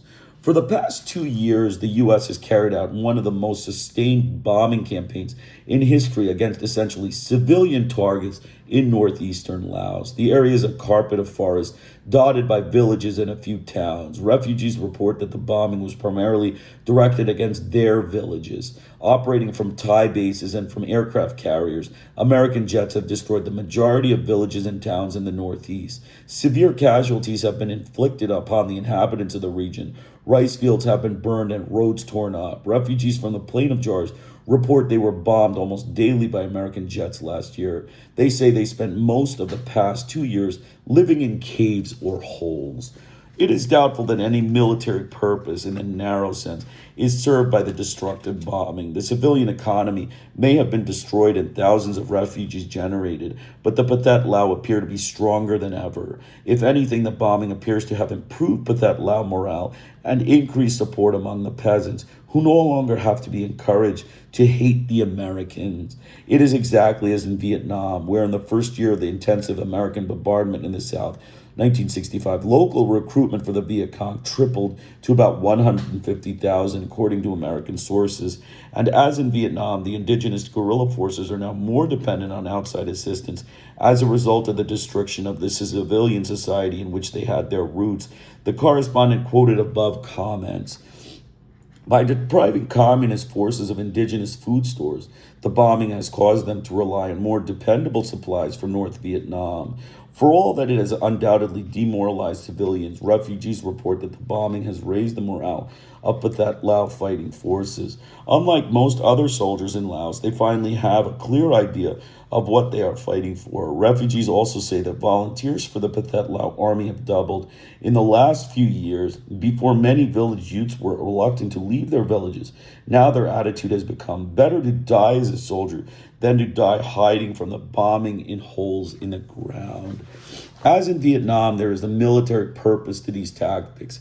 in a broader sense. Here again, we see the tactic of forced draft urbanization, a work, see Chapter 1, Section 3, and Chapter 2. To fight against a people's war, it is necessary here too to eliminate the people, either by killing them, destroying their society, or forcing them into caves, or by quote unquote urbanizing them, driving them into refugee camps or urban centers. Who can tell whether this tactic may not succeed, question mark.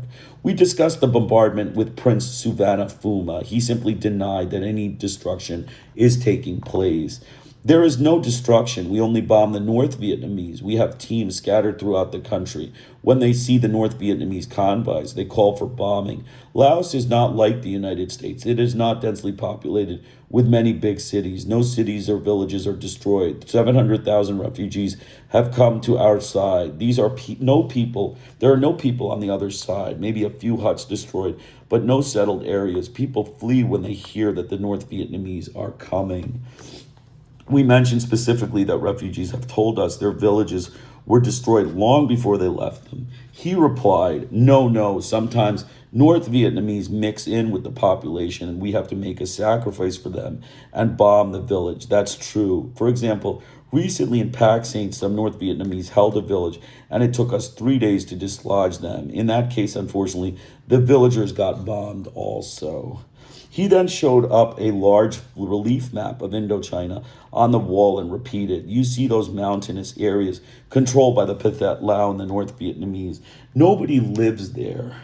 According to American figures, over 1 million people live there, well over a third of the population. Part of the population of Laos lives in urban centers, Vientiane being the largest. Others live in the Pathet Lao-controlled areas under the conditions I have described. Still others remain in refugee camps. In addition, there are Mio tribesmen who have been organized by the CIA and the part of traditional Lao peasant society that is still untouched by the war. Reports from the Vang Pao army of Mio indicate that they may be nearing the end of their ability to continue fighting. Several years ago, Robert Chaplin quoted Edgar Pop Well, the American who is primarily responsible for the Mio operations. A few days ago, I was with Vang Pao's officers when they rounded up 300 fresh Mio recruits. 30% of the kids were 14 years old or less, and about a dozen were only about 10 years old. About another 30% were 15 or 16. The rest were 35 or over. Where were the ones between? I will tell you, they are all dead. Here were these little kids in their camouflage uniforms that were much too big for them, but they looked real neat. And when the king of Laos talked to them, they were proud and cocky as could be. They were eager. Their fathers and brothers had played Indian before them, and now they wanted to play Indian themselves. But VP and I know better. They are too young and are not trained. In a few weeks, 90% of them will be killed. Since then, the Vang Pao forces have suffered serious losses, and all credible reports indicate that their situation is far worse. In a recent congressional testimony, Richard Rickenbach, who was aid refugee relief officer in northern Laos for 3 years, reported, now they are all destitute as a direct result of the attrition they have had to endure from the battles we encourage them to fight. By inciting large numbers of Mio to fight against the Pathet Lao and North Vietnamese, the United States may have brought about their destruction as an organized group. Pop Well recently reported that all his friends from his early days in Laos have died in combat. He added, the best of being killed off in this country and America will never be able to repay them for what they're doing. The American policy of sacrificing the Mio for America anti-communist crusade must be regarded, in my opinion, as one of the most profoundly cynical aspects of the American war in Indochina. To try to get a sense of traditional Laos, we visited a village just a few miles from Vientiane, which incredibly seems virtually untouched by the war, indeed by the modern age. We spent an evening at the home of an old peasant couple where a guide had lived for several years as an IVS volunteer. When we arrived, the old man was sitting on the large open porch outside the sleeping quarters, carving Buddhist verses on long strips of bamboo, deeply engrossed, unaware of our presence until, after a long conversation with his wife, our guide tapped him on the shoulder to greet him. The man, his wife seated themselves before us and wounded knotted strings in our wrists while wishing to us health and good fortune. The old woman explained that she had just received these particular strings from a Buddhist monk at a shrine where she had spent several days. Water buffalo gentle beasts trudged slowly along the dirt paths, past knots of people talking and laughing in the quiet of early evening. The villagers greeted our guide warmly, joking and chatting with them as we walked through the village. Several were at least half stoned, contributing to the atmosphere of tranquility and abandon. We had brought some meat for dinner, which the peasant woman cooked. After a leisurely meal with the old couple, we returned late that evening to Vientiane. Superficially, such a village seems a haven of peace in the turmoil and torture of Laos. But there is more to the story. Our guide, who had studied the village with great care, estimated that infant mortality may be as high as 50%. Dysentery is endemic, and much of the population is always ill. In fact, we strolled through the village. We saw ceremonies on several porches for those who were ill. There is no sanitary water supply and very little medical care. The life of the village is less than delightful in many ways. The old man who we visited told us that he walks for long distances to fetch water. This seemed surprising since there was a large pond nearby. When we walked to the pond, we discovered that it was fenced off, as was large area surrounding it. Our guide explained that some years back, a man had come to the village and simply taken the pond and the surrounding land for himself. When the villagers went to the village chief, they were told that that was the way it was to be. The older inhabitants now spoke sadly of the days when they could sit beneath the tall trees near the pond, and they complained of the difficulty and inconvenience and the loss of good land. But there is nothing they can do. When he arrived in the village and learned of the situation, the IVS worker tried to convince them to go to the city barely 5 miles away and undertake a lawsuit. It was quickly explained that this was impossible. The village chief had agreed, which means that higher officials were involved. Complaints would not be heeded and might even bring soldiers to the village. It is such abuses that as these, typical of the traditional society, and if anything, given the added harshness by colonialism that the pathet Laos seeks to bring to an end. Loring Wagner, a community development area advisor who has worked in Laos for a number of years in the U.S. aid program, touched upon such matters in his testimony before the Symington Committee. He describes the peasants as village-oriented and not concerned with Laos as a nation. With regard to the Royal Lao government, the villager looks at the government officials in Vientiane as people who have attained a position where they can ask and take things without consultation with the villagers and the local population. They rarely make protests about this type of corruption or skimming off the top, unless, of course, it begins to pinch them fairly badly. He went on to describe the corruption of the elite in their dealings with the villagers and observed that the villagers described the pathet Lao as, quote, honest with them, though much more authoritarian than the Lao government seems to be. The villagers tend to view the pathet Lao as traditionalists who emphasize the old way of life, quote unquote, making it all Lao. When I arrived in Laos and found young Americans living there out of free choice, I admit I was surprised. After only a week, I began to have a sense of appeal of the country and its people, along with a feeling of deep despair about its future. So that's the finished section, At War with Asia, Noam Chomsky. You can get the book download in my description section of the video. You can just, I've shared the Google link. You can have that one. And then the other book, as we said, is the Against the Crime of Silence, the Proceedings of the War Crimes Tribunal of Russel. It's also a book that's available in download. I recommend you read these books because they have information. Many of the time I'll add, some statements and, modify the prose a little bit in the book. But for the most part, it is what Dr. Chomsky says. But reading the book and seeing it in his own words is the best approach. So we did quite a bit in Laos. We can see it's the standard thing. The U.S. government, they're, racist white mafia gangsters. They are racist white mafia, throat-slitting American gangsters.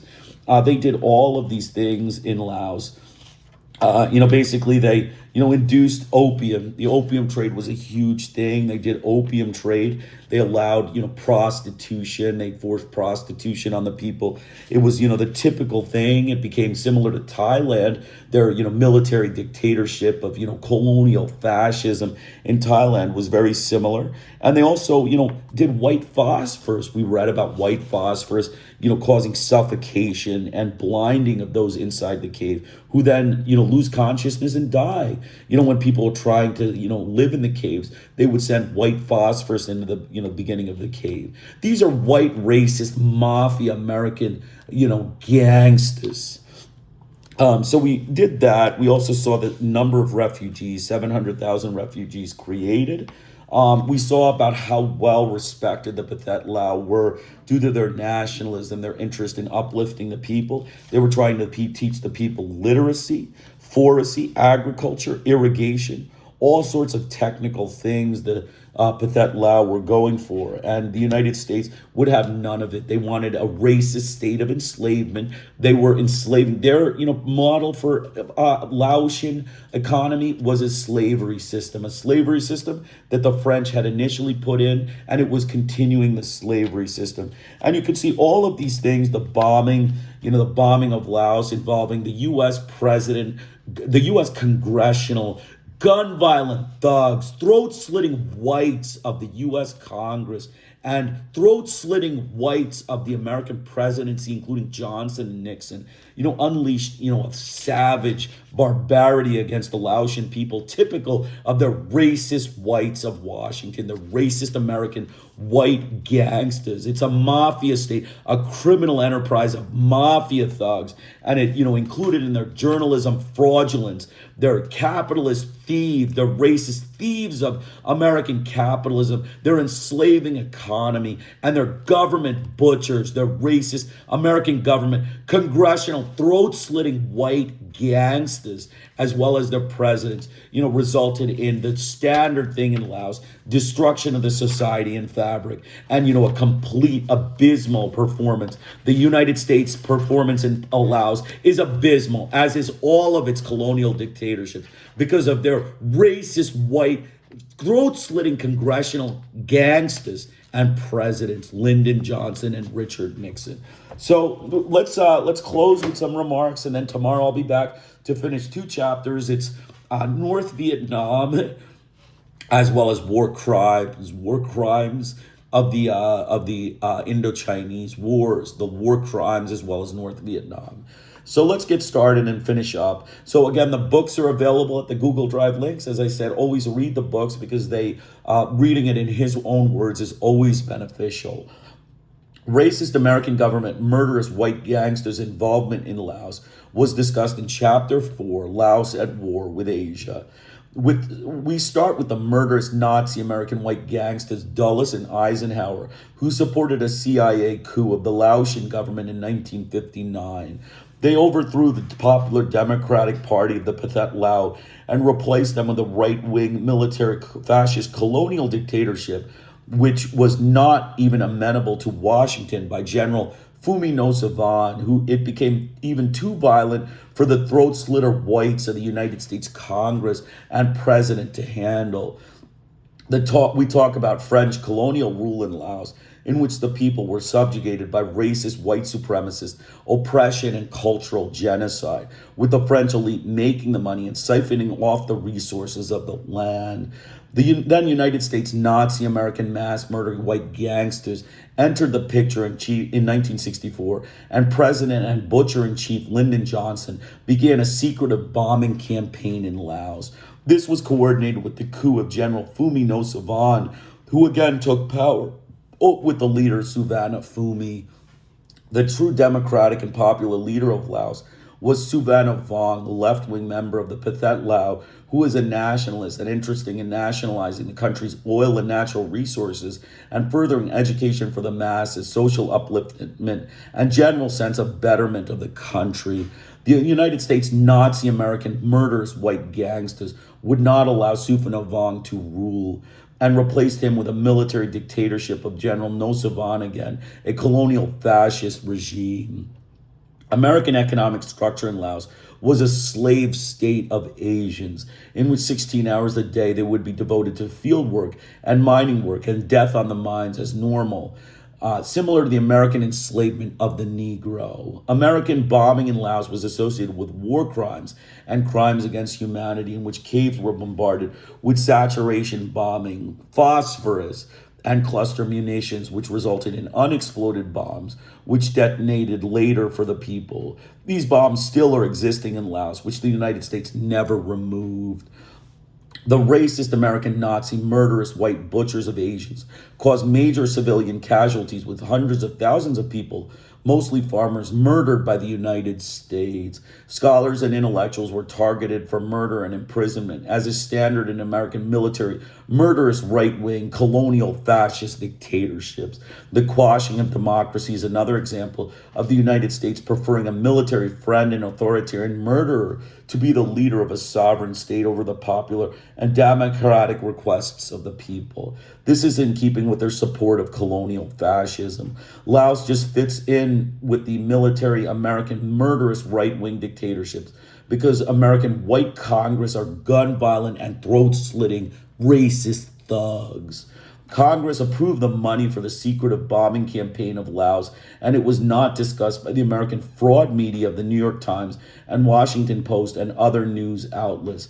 As is generally the case, the American criminal mafia enterprise of its fraud media, capitalist white racist thieves and exploiters of third world peoples, its government murderous butchers, and its public samotrophic, self-absorbed, and self-delusional frauds all contributed to the subjugation and enslavement of the Laotian people.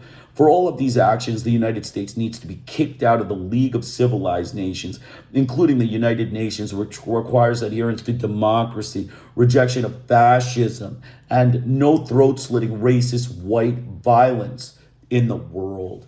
So that's it. Please join me tomorrow for the last chapter, 2 chapters, North Vietnam and war crimes, at war with Asia. Krishna Iyer with the Iyer Think Tank in Delray Beach. Glad you could join us.